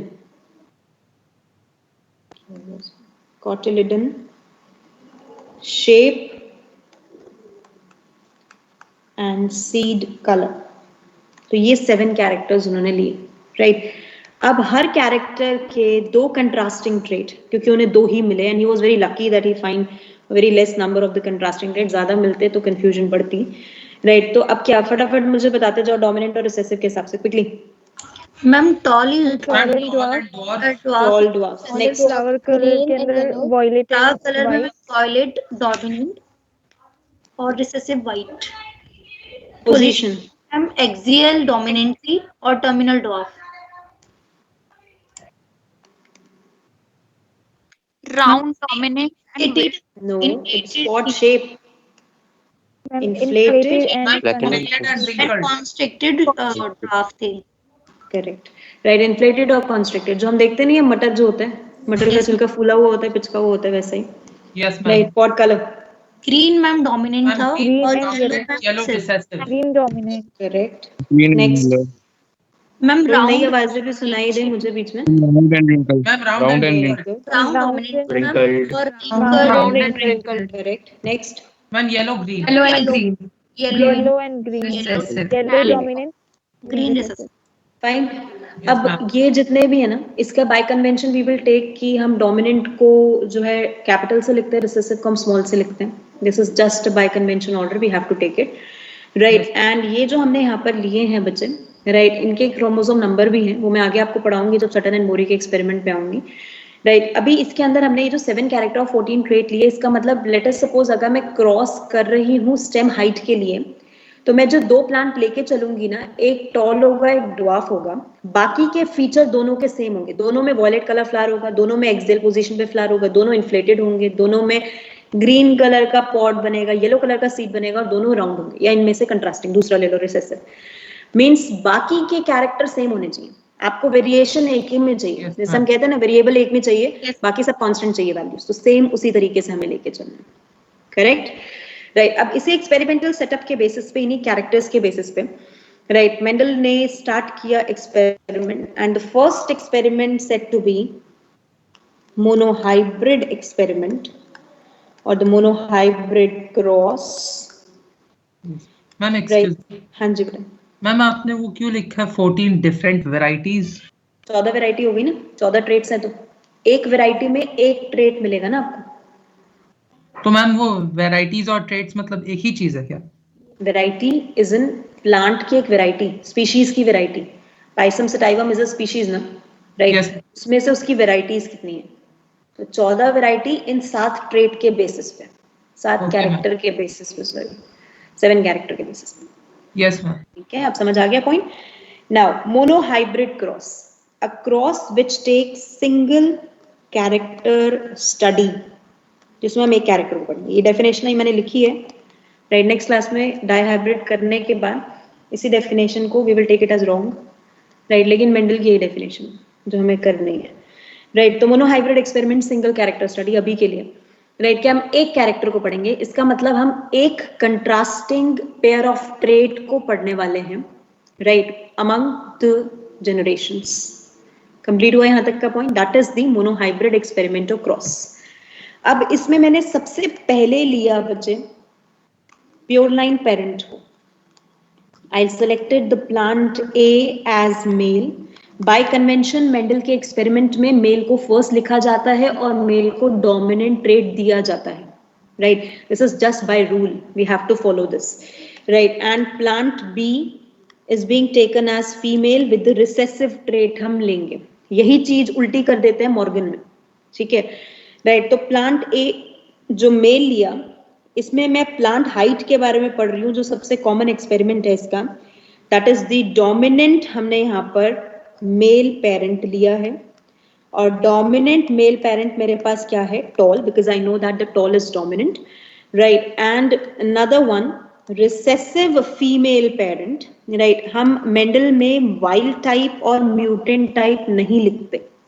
Mendel के एक्सपेरिमेंट में आप हमेशा डोमिनेंट रिसेसिव लिखोगे, क्वेश्चन में भी यही वर्ड मिलेंगे आपको, लेकिन मॉर्गन में आपको वाइल्ड टाइप और म्यूटेंट मिलेंगे।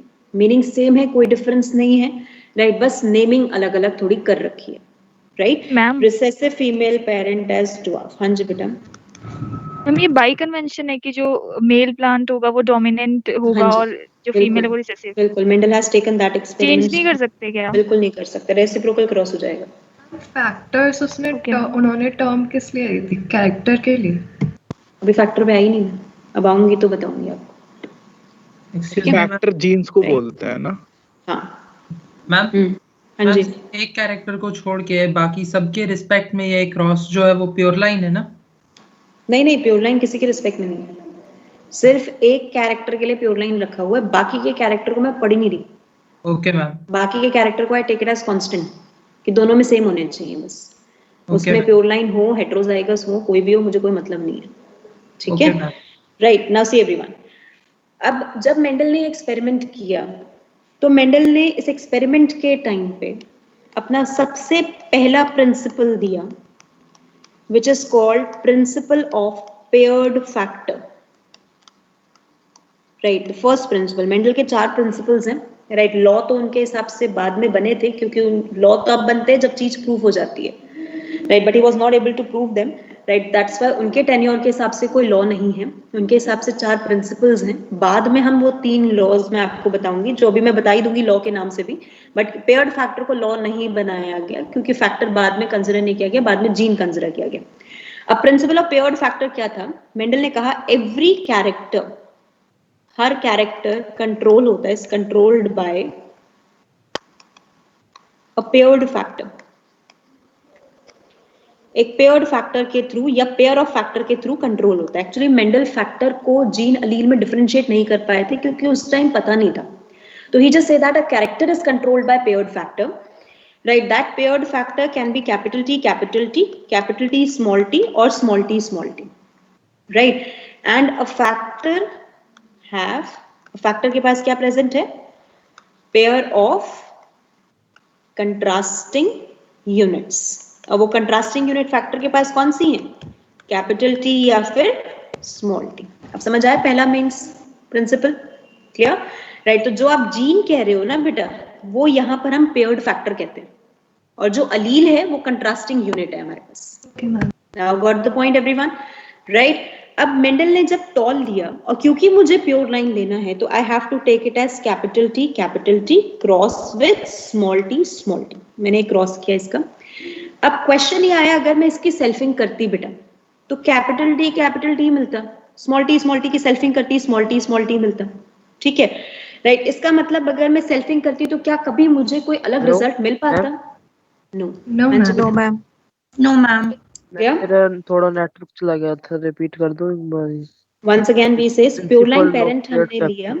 प्रिंसिपल ऑफ पेयर्ड फैक्टर का मतलब हर कैरेक्टर एक पेयर्ड फैक्टर के थ्रू कंट्रोल होता है, और वो फैक्टर के पास कंट्रास्टिंग यूनिट है। That factor is having the contrasting unit, and that contrasting unit is either capital T or small t. अब उसी के हिसाब से आप जैसे जीन बनाया था कि आपने कैपिटल टी बना दिया, कैपिटल टी बना दिया, स्मॉल टी बना दिया, सेम उस तरीके से आपने बाय कन्वेंशन यहाँ भी बना दिया। क्लियर बच्चा?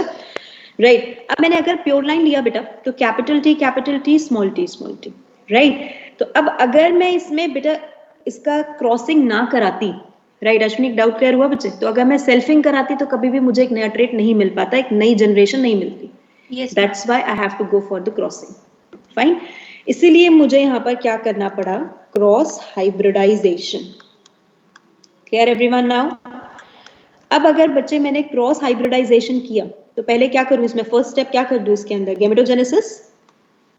अब दोनों गैमीट्स सेम बनेंगे, कैपिटल टी। अब यहाँ तो एक ही जीन है, तो आपका वही लॉ कहेगा कि एक जीन के पास 2 अलील हैं, राइट? तो एक जीन का एक अलील एक गैमीट में, एक जीन का एक अलील दूसरा गैमीट में। This is principle of segregation, right? ये अभी आगे मैं लिखवाऊंगी आपको, right? And this is being the one जो यहाँ पर मैंने फॉर्म कर दिया as a small T and small T, correct? अब मैंने यहाँ पर क्या किया? गैमेटोजेनेसिस के बाद I will go for syngamy. अगर मैं सिंगैमी करती हूँ तो यहाँ पर बाय द एक्सपेरिमेंट इस तरीके से भी मैं कर सकती हूँ, capital T small T, right? Because by random fusion of the gametes, क्योंकि I know that the gametes will fuse randomly, तो मैंने कैपिटल टी स्मॉल टी यहाँ पर बना दिया। ठीक है बच्चा? अब मेरे पास कैपिटल टी स्मॉल टी बन गए, तो मेरे पास F1 जनरेशन जो आई, वो F1 जनरेशन मुझे मिली यहाँ पर capital T small T, right? अब ये कैपिटल टी स्मॉल टी जो मिला, यहाँ मुझे मिला ट्रेट जो मुझे मिला। कैपिटल टी स्मॉल टी तो मैथ्स के हिसाब से चल रहा है ना, क्योंकि हम तो मैथ्स के सिंपल अल्फाबेट के हिसाब से कर रहे हैं, तो पता चला कैपिटल टी स्मॉल टी है। अब उन्हें जो कैरेक्टर दिखने को मिला, फिनोटाइप जो इसका देखा उन्होंने, राइट? तो उन्होंने कहा फिनोटाइप इज बेसिकली टॉल। इसका फिनोटाइप आया टॉल, और इसका जीनोटाइप हमारे पास क्या आ गया? Genotype is capital T small T. Correct everyone? Right. इसी टाइम पे उन्होंने कंडीशन दे दी, नेक्स्ट इसके अंदर प्रिंसिपल दे दिया, which is becoming a law now, जो अब लॉ बन चुका है, जिससे नाम क्या दिया हमने, law of dominance, right. Law of dominance में इन्होंने क्या कह दिया, राइट, कि इसके अंदर dominant unit of factor mask the expression of, किसके एक्सप्रेशन को मास्क कर देगा, रिसेसिव। मास्क का मतलब छुपा देना, recessive factor, recessive factor, right, recessive factor के फैक्टर यूनिट को उसने मास्क कर दिया।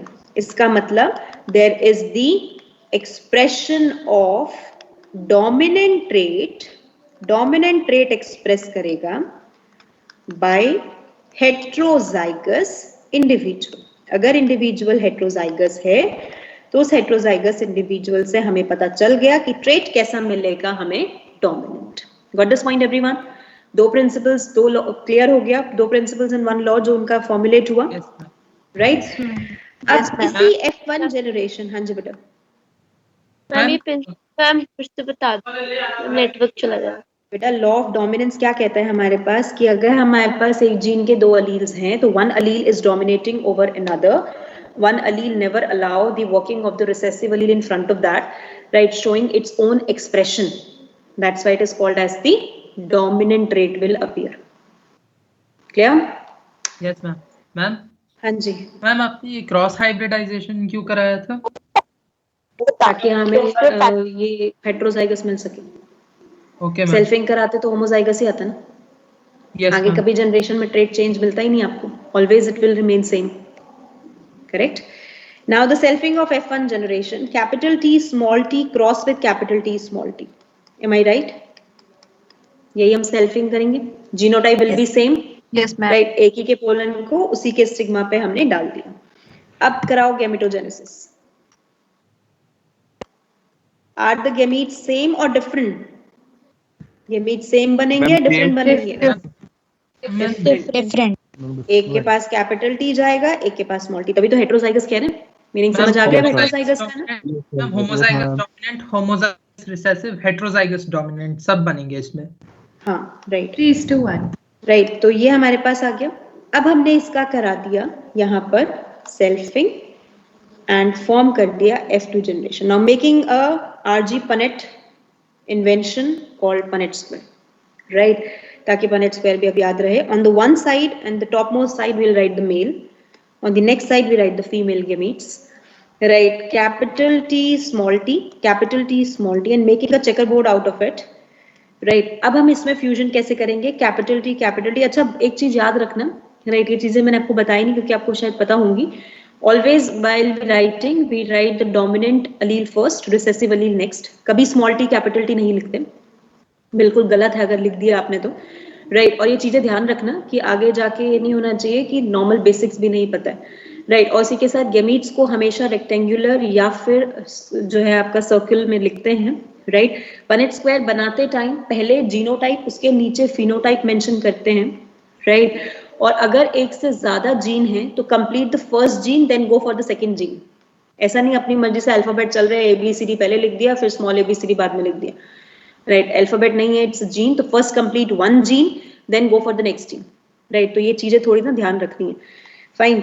अब इसी के बाद यहाँ पर capital T small t, capital T small t, small t small t। तो ये हमारे पास क्या आ गया, toll. Following the law of dominance, this is also coming up to be the tall. This is also coming tall, and this is coming right. तो we say अब हमारे पास दो टाइप के phenotypes बने, right? अगर मैं अब इसका एनालिसिस बनाऊं तो मैंने कहा F2 generation has the formation of, right, two types of phenotype. Yes ma'am. Yes ma'am. और दो टाइप phenotype के मेरे पास हैं, tall is to 3:1. out of the 4, 3 मेरे पास tall आ गए और 1 मेरे पास dwarf। And on genotypic ratio 1:2:1. Right, very good. 3 type of genotype will be formed. 3 type genotype के बने, right? कौन कौन से, capital T, capital T, capital T, small t, small t, small t. Always write in the order. पहले homozygous, फिर heterozygous, फिर recessive, right? यही order रहता है, right? And always coming up the ratio as 1:2, 2:1, 1:1. Completed यहाँ तक? Right. So this is what we will say as the whole F1, F2 generation and the whole monohybrid cross. Complete? Yes, ma'am. Yes, ma'am. Good, everyone. Now, moving to analysis. अब मैं question पूछूंगी, आप लोग answer करोगे, ठीक है? Number first, और बहुत ध्यान से जरा पढ़ के आंसर करना. Probability of F2 generation having traits similar to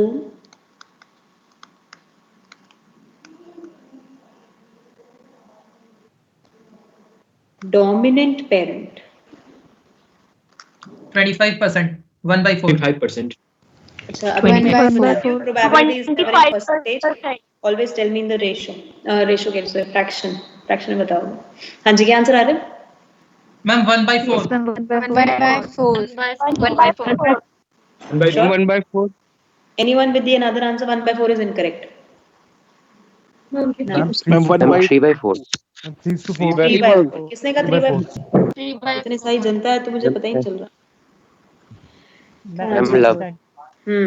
हाँ जी, तो अब हमारे पास क्वेश्चन क्या है? मैंने कहा था ध्यान से पढ़ना. क्वेश्चन लिखा है ट्रेट. ट्रेट का मतलब फिनोटाइप. Yes, ma'am. जीनोटाइप देखना ही नहीं है बेटा. We don't have to see the genotype. Phenotype है, dominant parent कौन है? Tall. अब phenotype देखना है तो 3/4. That's it. क्वेश्चन की लैंग्वेज पढ़नी. क्वेश्चन में आंसर हिडन होता है, बस हमें ढूंढना है उस चीज को.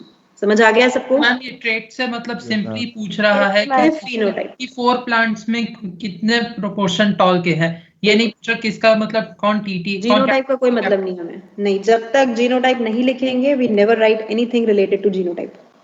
ओके मैम, इसमें ट्रेट सिंपली फिनोटाइप से रिलेट कर रहा है. Right. Next, probability of F2 generation with 1/4. F1 parental genotype. now इसका आंसर सही चाहिए मुझे. 1/2. मैम 2/4. 1/2 और 2/4. अब जीनोटाइप बोल दिया ना उसने. और किसका पूछा? F1 parental. तो अब मुझे पता होना चाहिए F1 पेरेंटल जीनोटाइप. तो कैपिटल T स्मॉल t होता है और कैपिटल T स्मॉल t आने के chance 2/4. That is 1/2. Completed.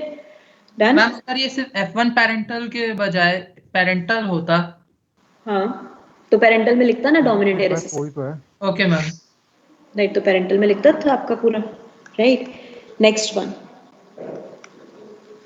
Probability of F2 generation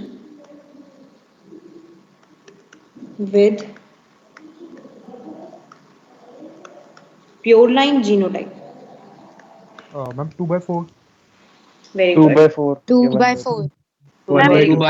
2/4. अब प्योर लाइन जीनोटाइप है तो प्योर लाइन जीनोटाइप में कैपिटल टी भी हो सकता है, स्मॉल टी भी हो सकता है. स्मॉल टी भी हो सकता है. और मैथ्स में एक रूल अगर याद हो तो और रूल क्या करता है? हम चीजों को क्या करना चाहिए? ऐड करना चाहिए. तो इसकी पॉसिबिलिटी 1/4, इसकी पॉसिबिलिटी 1/4. आंसर 2/4. Okay ma'am. अब समझ आ गया सबको अच्छे से? हो जाएंगे अब ऐसे question? Yes ma'am. Now tell me probability of F2 generation with recessive trait.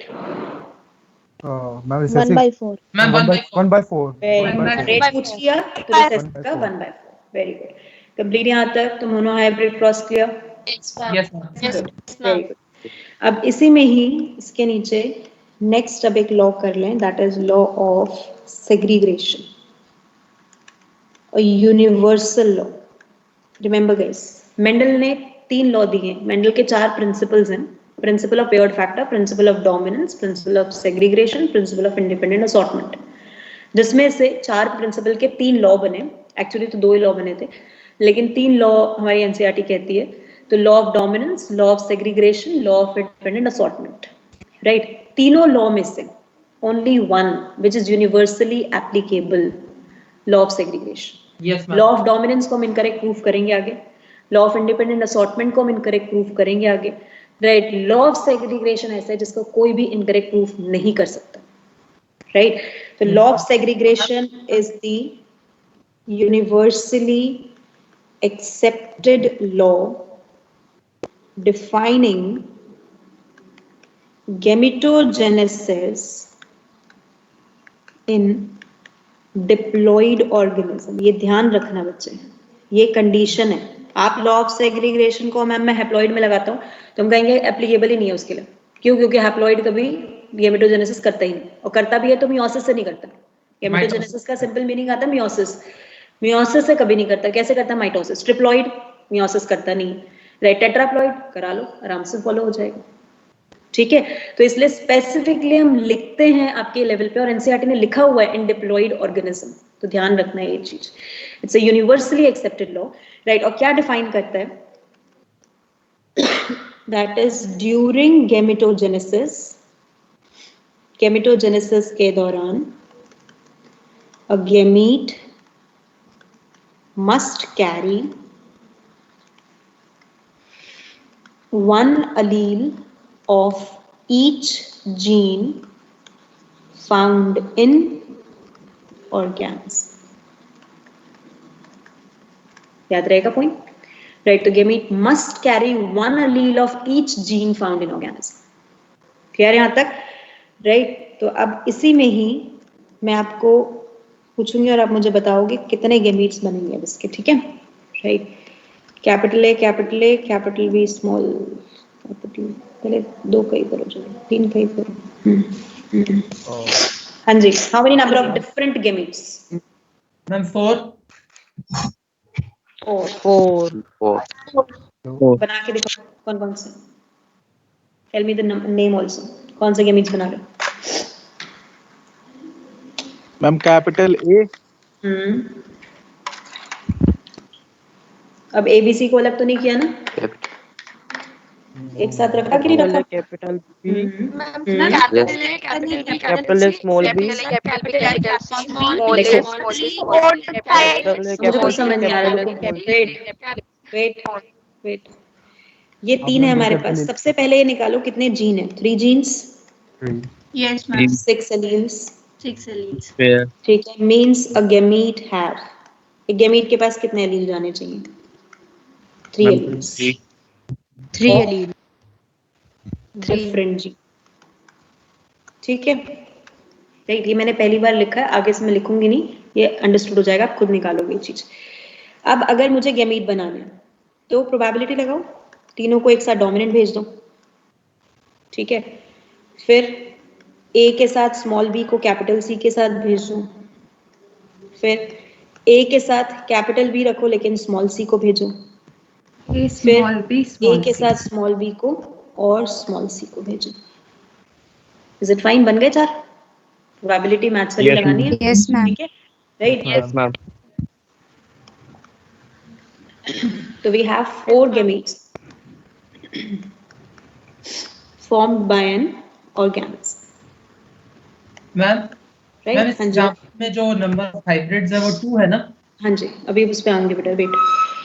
अगर मैंने यहाँ पर कहा, राइट, कि इन ऑर्गेनिज्म जीनोटाइप, ऑर्गेनिज्म के जीनोटाइप में सबसे पहले हम इवैल्यूएट करते हैं नंबर ऑफ हेट्रोजाइगोट्स। क्यों? क्योंकि बच्चे गैमीट में डिफरेंस कौन लाएगा, होमोजाइगोट या heterozygote? Tell me, who will make the difference? Heterozygote की वजह से गैमीट अलग अलग होंगे ना, तो मैं हेट्रोजाइगोट को नाम देती हूँ hybrid. I just name heterozygote as hybrid. तो ये होमोजाइगोट हो गया, ये हेट्रोजाइगोट हो गया, ये हेट्रोजाइगोट हो गया, ठीक है। तो मुझे यहाँ पर पता चले नंबर ऑफ हेट्रोजाइगोट हो गए 2 हेट्रोजाइगोट हो गए मेरे पास, राइट। अब अगर 2 हेट्रोजाइगोट है तो मैं एक सिंपल सा रूल लगाती हूँ, that total number of gametes formed equals to 2 raised to power n, where n equals to number of heterozygotes। अब जेनेटिक्स में मैथ्स नहीं लगाएंगे तो कैसे इजी होगी हमारे, ठीक है, तो लगानी पड़ेगी थोड़ी सी। तो हमने फॉर्मूला बना दिया, number of gametes equals to 2 raised to power n, where n is number of heterozygote। जैसे ऊपर वाले में लगाओ, हेट्रोजाइगोट कितने हैं? 2। कितने गैमीट्स आ गए? 4। मुझे एग्जाम में बना के नहीं देखने, right. I am not investing a single second to make the gametes. कोई नहीं पूछेगा आपसे कौन से गैमीट बने, क्वेश्चन पूछेगा how many different gametes will be formed, how many gametic combinations will be formed, that's it. Yes ma'am. Question ये पूछेगा हमसे, तो हमें इसका आंसर। मैम हेटेरोजाइगोट्स 2 कैसे? 2 ही तो हुए ना बच्चे, 1 और 2। Okay ma'am, capital B small C capital A है ना दोनों। बिल्कुल, कैपिटल ए तो होमोजाइगस हुआ ना, right? Yes ma'am. Now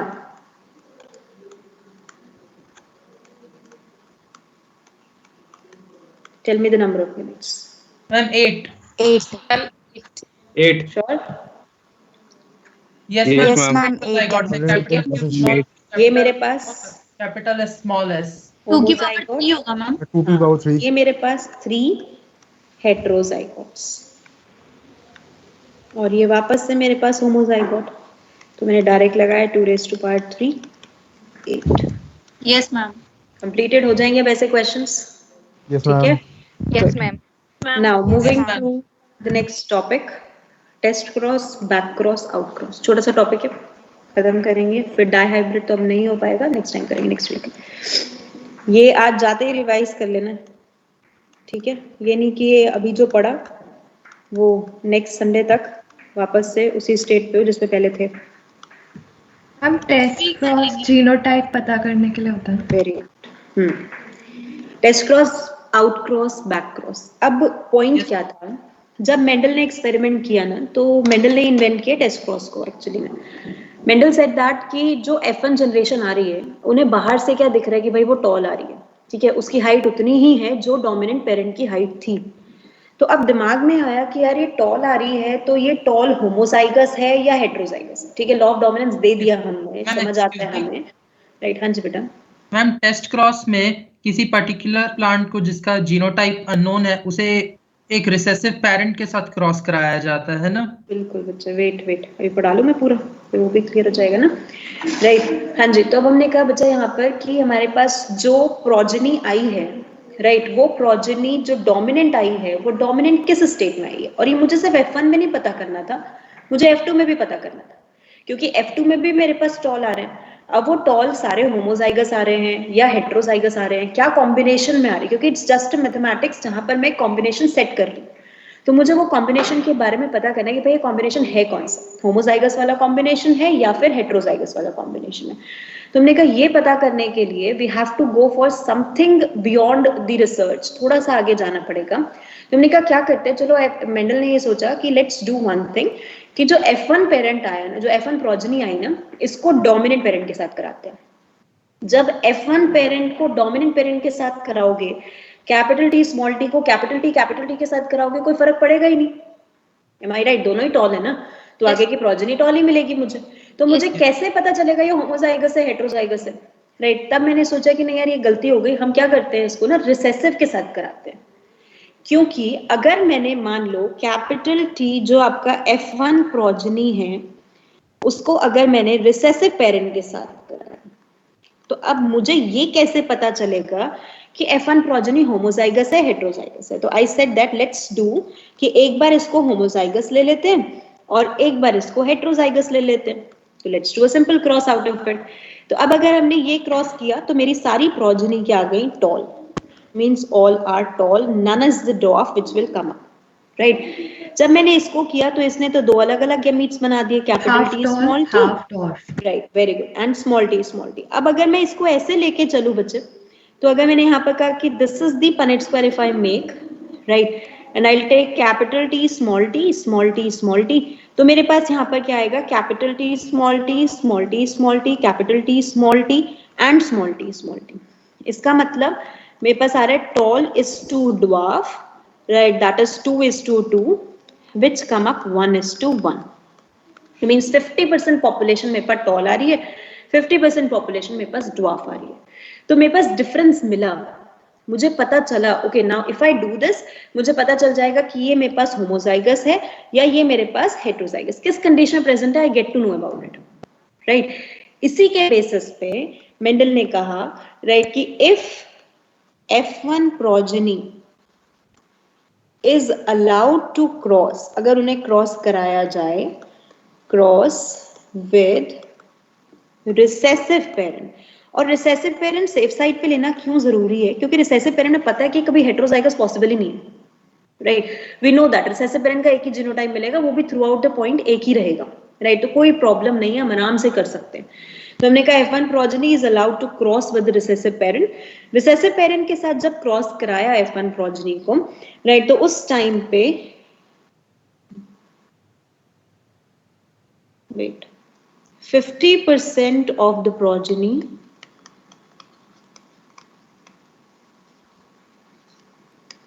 show dominant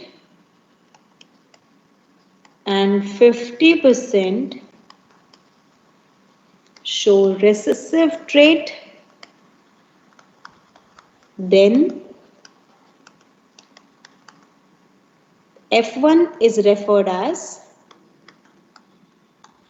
F1 progeny is referred to carry heterozygous genotype. Is it clear to everyone? Yes, ma'am. Done है बच्चा? Yes, ma'am. Right. तो अब हमने कह दिया कि जो टेस्ट क्रॉस होगा वो क्या है हमारे पास, तो we say F1 progeny into recessive parent। अब अगर आपने ऊपर देखा हो, मैंने रिसेसिव पेरेंट फीमेल ली है क्योंकि वेरी ऑब्वियस है, हम मेंडल के क्रॉस में रिसेसिव पेरेंट कौन सा लेके चलते हैं, फीमेल, राइट, तो उसमें मिस्टेक नहीं होनी चाहिए। तो capital T small t cross with small t, this is male, this is female, and we make a cross out of it, that is the test cross. Completed everyone? Yes, ma'am. Yes, ma'am. Understood, now clear? अब इसी Yes, का ma'am. ही test cross के जैसे ही, ये सिर्फ नाम है बेटा, जो आगे के क्रॉसेस हैं इनका कोई रेलेवेंस है नहीं, right, out cross is F1 progeny into dominant parent। F1 progeny को क्रॉस किया डोमिनेंट पेरेंट से, तो capital T small t cross with capital T capital, right, then we will take back cross is being the father of both test cross and out cross, that is F1 progeny into recessive और dominant, किसी से भी करा लो, किसी एक parent से कराना है बस, राइट, हाँ, और ये याद रखना है ये पेरेंट प्योर लाइन होना चाहिए, ठीक है। तो on that condition we will say इसी के दो type, test cross and out cross, that is F1 into recessive parent and here F1 into dominant। Everyone completed यहाँ तक बचा, right, and the most relevant is, the most acceptable is test cross, the valid is test cross, Yes, right, and test cross में phenotypic and genotypic ratio are same,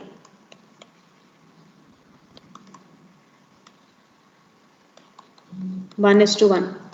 ma'am ये सिर्फ test cross में होता है ना, phenotypic और genotypic ratio 1:1? Yes, बिल्कुल, right, complete यहाँ तक पॉइंट बचा? Yes ma'am. Understood, right. इसी के बाद एक छोटा सा, ये वर्ड ना बहुत बार एग्जाम में आ जाता है, रेसिप्रोकल क्रॉस। मेंडल में कोई रेलेवेंस है नहीं इसका, लेकिन हम इसको लेके चल लेते हैं क्योंकि आगे हम इसको पढ़ेंगे डिटेल में। तो हम कहते हैं बेटा मेंडेलियन क्रॉसेस क्या होते हैं, where we will give male with the dominant trait and female with the recessive trait, correct? So you will take male as capital T, female as small t। small t आपका normal cross हो गया जो Mendelian cross है। अब अगर मैं इसका reciprocal cross बनाती हूँ तो रेसिप्रोकल क्रॉस का मतलब female parent dominant and male recessive, right, reciprocate the trait with respect to sexes, right? तो अब आप क्या करोगे, इसमें मेल पेरेंट को ले लोगे रेसेसिव एंड फीमेल पेरेंट को आप ले लोगे डोमिनेंट, राइट? तो वी से this is being the one which is defined as small t, capital T, capital T. Is it going to cause any difference? Is reciprocal cross going to cause any difference in the result? No, ma'am. No, ma'am. Right. Reciprocal cross never yield any difference in phenotypic और genotypic ratio. कहीं से कहीं तक कोई difference हमें नहीं मिलेगा और रिजल्ट्स ऑफ क्रॉसेस मीन से क्या प्रेडिक्ट करता है? This confirms that Mendelian crosses are based on autosomal inheritance. Very important point. Ma'am अगर एलोसोमी इनहेरिटेंस पे बेस्ड होते तब क्या होता? फर्क पड़ जाता, पूरा डिफरेंस आ जाता। मॉर्गन की क्रॉस को चेंज कर दो, आंसर चेंज हो जाएगा। मॉर्गन की क्रॉस एलोसोमल बेस्ड है, मेंडल के क्रॉस ऑटोसोमल बेस्ड है, याद रखना पॉइंट। मेंडल के क्रॉस सबके सब जो किए गए ये ऑटोसोम से लिंक थे, they are not at all link to XXXY और एनी सच इनहेरिटेंस, राइट। अगर एलोसोमल होते तो ऑब्वियस सी बात है, आप मेल और फीमेल में अगर ट्रेट चेंज कर रहे हो, राइट, तो उसका ट्रेट का अपीयरेंस आगे अलग हो जाएगा। बट तेरे हीमोफिलिक मेल की जगह हीमोफिलिक फीमेल कर दो, राइट, तो ट्रेट चेंज हो जाएगा, राइट। कलर ब्लाइंड में फीमेल की जगह कलर ब्लाइंड मेल कर दो, ट्रेट चेंज हो जाएगा, आगे का प्रोजेनी चेंज हो जाएगी। तो reciprocal cross has the effect on the Morgan crosses allosomal inheritance, लेकिन मेंडेलियन पे कोई भी डिफरेंस नहीं आता, राइट। ओके मैम, फिर यहाँ तक पॉइंट बचा अच्छे से? Yes ma'am, understood till here? Back cross एक बार फिर एक्सप्लेन कर दीजिए। बैक क्रॉस इज बेसिकली बचा F1 पेरेंट का क्रॉस करना with any of the parent, whether it be the dominant, whether it be recessive. Means you can simply say that back cross has a two type. When you are doing it with the dominant, you will name it as the outcross. When you are doing with the recessive, you will name it as the test cross. Ma'am अगर Mendelian crosses autosomal के बजाय एलोसोमल हो जाते तो Mendelian crosses के result भी वैसे ही आते ना जैसे कि मॉर्गन के क्रॉसेस में आते थे? नहीं, वैसे नहीं आते, क्योंकि प्लांट्स के अंदर XXXY सिस्टम होता नहीं है, कुछ को छोड़ के, राइट। और मेन ये था कि मेंडल के क्रॉसेस प्लांट पे बेस्ड थे, राइट। एलोसोमल हो जाते तो प्लांट्स के अंदर एलोसोमल में पाइसम सेटाइवम कभी वो मॉडल सेलेक्ट नहीं कर पाते, क्योंकि पाइसम सेटाइवम के अंदर XXXY सिस्टम नहीं है, राइट। प्लांट के अंदर XXXY सिस्टम सिर्फ मिलांड्रियम के अंदर है, राइट। वो सेलेक्ट करना बहुत ही डिफिकल्ट है, राइट। क्या मैम ये सिस्टम कौन सा है? XXXY सिस्टम, XXXY जो कहते हैं, राइट। तो मॉर्गन का काम ड्रोसोफिला पे था, मॉर्गन का काम एनिमल पे था जो एलोसोम्स को कैरी करते हैं, राइट। तो मेंडलिज्म एग्जिस्ट ही नहीं करता अगर एलोसोमल होता तो।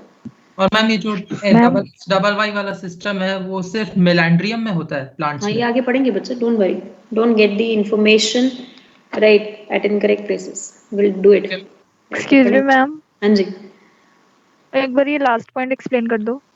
Yes ma'am. कौन सा? Autosomal are based on autosomal. देखो बच्चे, अगर सिंपल सा एक मैं आपसे पूछूं कि अगर कोई रेसिप्रोकल क्रॉस करना है, if a male is carrying, right, let's suppose male is hemophilic and female is normal, right. अब आप आगे अगर उसका क्रॉस करते हो तो आप कहते हो कि डॉटर और सन में जाने के चांस है, लेकिन अगर मैंने ट्रेट को उल्टा कर दिया, राइट, इसका मतलब मैंने कह दिया मेल नॉर्मल है, फीमेल हीमोफिलिक है, राइट। तो अब तो आगे मेरे पास प्रेडिक्शन पूरी अलग हो गई ना, रिजल्ट चेंज हो गया, राइट। तो अगर कोई भी ट्रेट एलोसोम पे बेस्ड है, राइट, एलोसोम का मतलब सेक्स क्रोमोसोम, सेक्स क्रोमोसोम का मतलब जो हमारी बॉडी में कौन है, XX और XY, sex in the case of the female, XY in the case of the male. तो अगर मैं वो करती हूँ, मुझे वो पता चलेगा, तो इट इज एंटायरली चेंज, तो वहां रेसिप्रोकल क्रॉस का रिजल्ट बिल्कुल अलग आएगा, राइट। लेकिन मेंडल के क्रॉस तो प्लांट पे है, और प्लांट के अंदर कोई XXXY सिस्टम नहीं होता।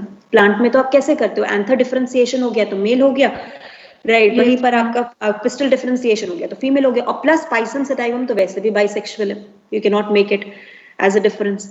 तो मींस अगर रेसिप्रोकल क्रॉस ने कोई डिफरेंस शो नहीं किया, राइट, मींस दैट ये एलोसोम पे बेस्ड नहीं था, राइट। ये कंफर्म कर दिया कि it is based on autosomal. हमारी बॉडी में भी बेटा अगर ऑटोसोमल ट्रेट है, राइट, अगर हमारी बॉडी में भी ऑटोसोमल ट्रेट है, तो आगे हम अगर क्रॉस को मैं चेंज भी कर दूं तो कोई फर्क नहीं पड़ेगा, राइट। अगर मैं कहूँ मदर या फादर में से किसी एक को फिनाइल कीटोन्यूरिया है, तो ठीक है, 2 चाइल्ड को होने के चांस हैं, अब वो 2 चाइल्ड कोई भी हो सकते हैं, राइट। अगर मैं मदर फादर में से कोई भी एक पेरेंट को लेके चलूं, जैसे फिनाइलकीटोयूरिया, क्यों? क्योंकि वो ऑटोसोमल डिसऑर्डर है। समझ आया पॉइंट?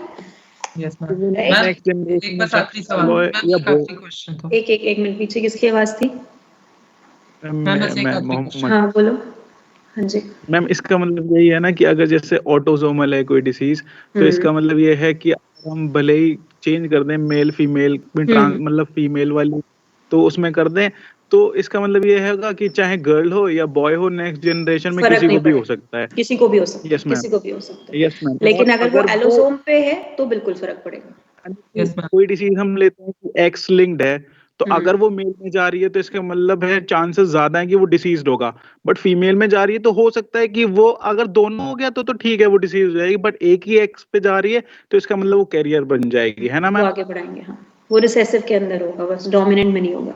वो भी थोड़ा सा चेंज, लेकिन अभी के लिए जितनी इन्फॉर्मेशन है ठीक है, कोई दिक्कत नहीं। अगर जैसे किसी ऑर्गेनिज्म का ये जीनोटाइप है ABCDE, तो मैम उसमें 5 जीन्स एग्जिस्ट करते हैं ना, ABCD, ये 5 जीन्स है, और हर जीन के 2 एलील्स होंगे अगर डिप्लॉयड है तो मैम टोटल 10 होंगे ना।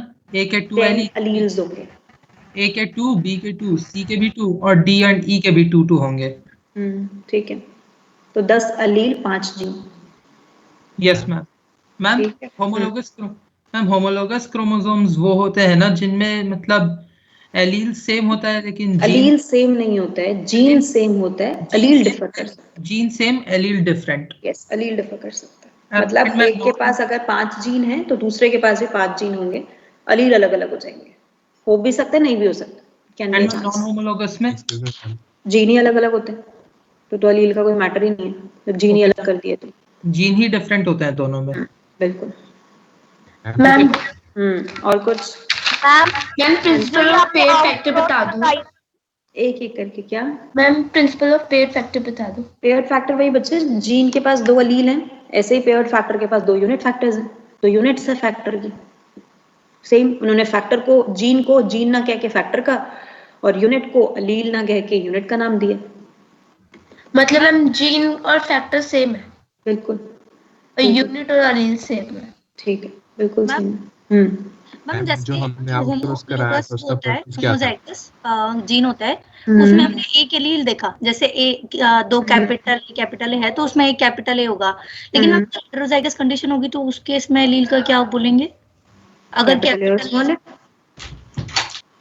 मतलब वहां कहोगे 2 forms of alleles are present, 2 forms of alleles are there. और मैम हमें जब उसमें लेना पड़ता है गैमीट में, तब कैसे लेता है? तो आप कैपिटल ए दे दो या स्मॉल ए दे दो, मर्जी आपकी। ठीक है मैम। ठीक है। मैम आउटक्रॉस का यूज क्या है? टेस्ट क्रॉस से तो हमें जीनोटाइप पता चल जाएगा। कोई यूज नहीं, नो यूज। नाम दे दिया बस, बुरा ना लगे डोमिनेंट वाले को, तो नाम दे दिया बस। ठीक है। ठीक है मैम। इसलिए आउटक्रॉस ना कि पहले जब उन्होंने किया था मेंडल ने, तो इसका मतलब उन्होंने करे थे ना दोनों। इससे कोई फर्क नहीं। कोई फर्क पड़ रहा है तो कोई फर्क नहीं पड़ता। बिल्कुल, मतलब उसका पर्पस कुछ नहीं था करने में? कोई पर्पस नहीं, सिर्फ नाम दिया है क्योंकि एग्जाम में आ जाता है। That's it, right. और कुछ? Ma'am notes. हाँ, नोट्स अभी मैं शेयर कर दूंगी क्लास के बाद, डोंट वरी। हो गया यहाँ तक कंप्लीट? कौन से दोनों बैच में देंगे क्लास, जब दोनों बैच किया तो नोट्स भी दोनों को मिलेंगे, डोंट वरी। मैम। हाँ जी। मैम आपने एक वो जो बताया डिप्लॉइड में होगा, ट्रिप्लॉइड में नहीं होगा, आपने होगा जीन वाला। जीन में बेटा 2 एलील होंगे डिप्लॉइड में, 3 एलील होंगे ट्रिप्लॉइड में। That's it. एलील के नंबर डिफर कर जाएंगे ना। ठीक है मैम, आपने एक लॉ ऑफ सेग्रीगेशन में भी बताया था, वो डिप्लॉइड के लिए एप्लीकेबल है। ट्रिप्लॉइड तो बेटा मियोसिस करता ही नहीं ना, जब ट्रिप्लॉइड मियोसिस करेगा ही नहीं तो उसके अंदर तो एप्लीकेबल ही नहीं हुआ। Ma'am tetraploid? टेट्राप्लॉइड करेगा मियोसिस। 4n है, 4n को 2n में डिवाइड कर दो। लेकिन हम टेट्राप्लॉइड का मियोसिस भी कहाँ कराते हैं जनरली? डिप्लॉइड ही करते हैं जनरली मियोसिस। मैम पता कैसे चलता है कि हम टेट्राप्लॉइड कर सकता है? 4n है ना बच्चे, 4n को डिवाइड कर सकते हो ना 2n में। अच्छा ठीक है। ठीक है ना, इवन नंबर हो गया, राइट। कंप्लीट यहाँ तक बचा? Fine, right. प्रिपेयर लिया यहाँ तक, अच्छे से प्रिपेयर करना है। राइट बाकी जो आपका इंडिविजुअल क्लासेस में चल रहा है we are going to do that in Monday और ट्यूसडे जब भी आपकी क्लासेस होती हैं उसके accordingly right and along with this यहाँ तक का पूरा अच्छे से रिकैप करना है ताकि नेक्स्ट वीक जब मैं डाई हाइब्रिड से शुरू करूँ तो आप मुझे उसके क्वेश्चंस के आंसर दोगे क्योंकि नेक्स्ट क्लास सिर्फ क्वेश्चन प्रैक्टिस पे ही जाएगी राइट क्योंकि डाई हाइब्रिड के बहुत क्वेश्चन है करने के लिए राइट और उसी के बाद फिर हम स्टार्ट करेंगे एक्सेप्शन टू डोमिनेंस के ऊपर राइट तो यू विल डू दैट लेकिन हाँ ये है कि इतना पार्ट अच्छे से आपको करके ठीक है हाँ जी बेटा मैम बाकी चैप्टर्स के डाउट्स कब लोगे बाकी चैप्टर के डाउट आपकी इंडिविजुअल क्लासेस में राइट लाइक जैसे मंडे में आपका जो बैच है RM11 मंडे को जो है उनका डाउट करेंगे थर्सडे वाले दिन और RM10 का डाउट करेंगे ट्यूसडे वाले दिन ठीक है मैं बता दूंगी कल क्लासेस में बताने वाली हूँ आपको वो चीज भी राइट RM10 में तो शायद मैंने अनाउंस कर दिया था ट्यूसडे में डाउट है आपका राइट यस मैम RM11 में मैंने किया नहीं था अभी RM11 में मंडे को करूंगी मतलब कल हाँ कल करूंगी कल आज ही कर दिया चलो मैंने राइट कि RM11 वालों का डाउट्स जो होंगे थर्सडे फ्रॉम 1:35 to 2 क्लास के बाद half an hour Okay, ma'am. fine okay guys so we'll meet you up in the coming session bye bye take care enjoy study very well Thank you, ma'am. Thank you ma'am okay guys bye Thank you, ma'am. bye guys take care Bye, ma'am. Bye, ma'am. Take care.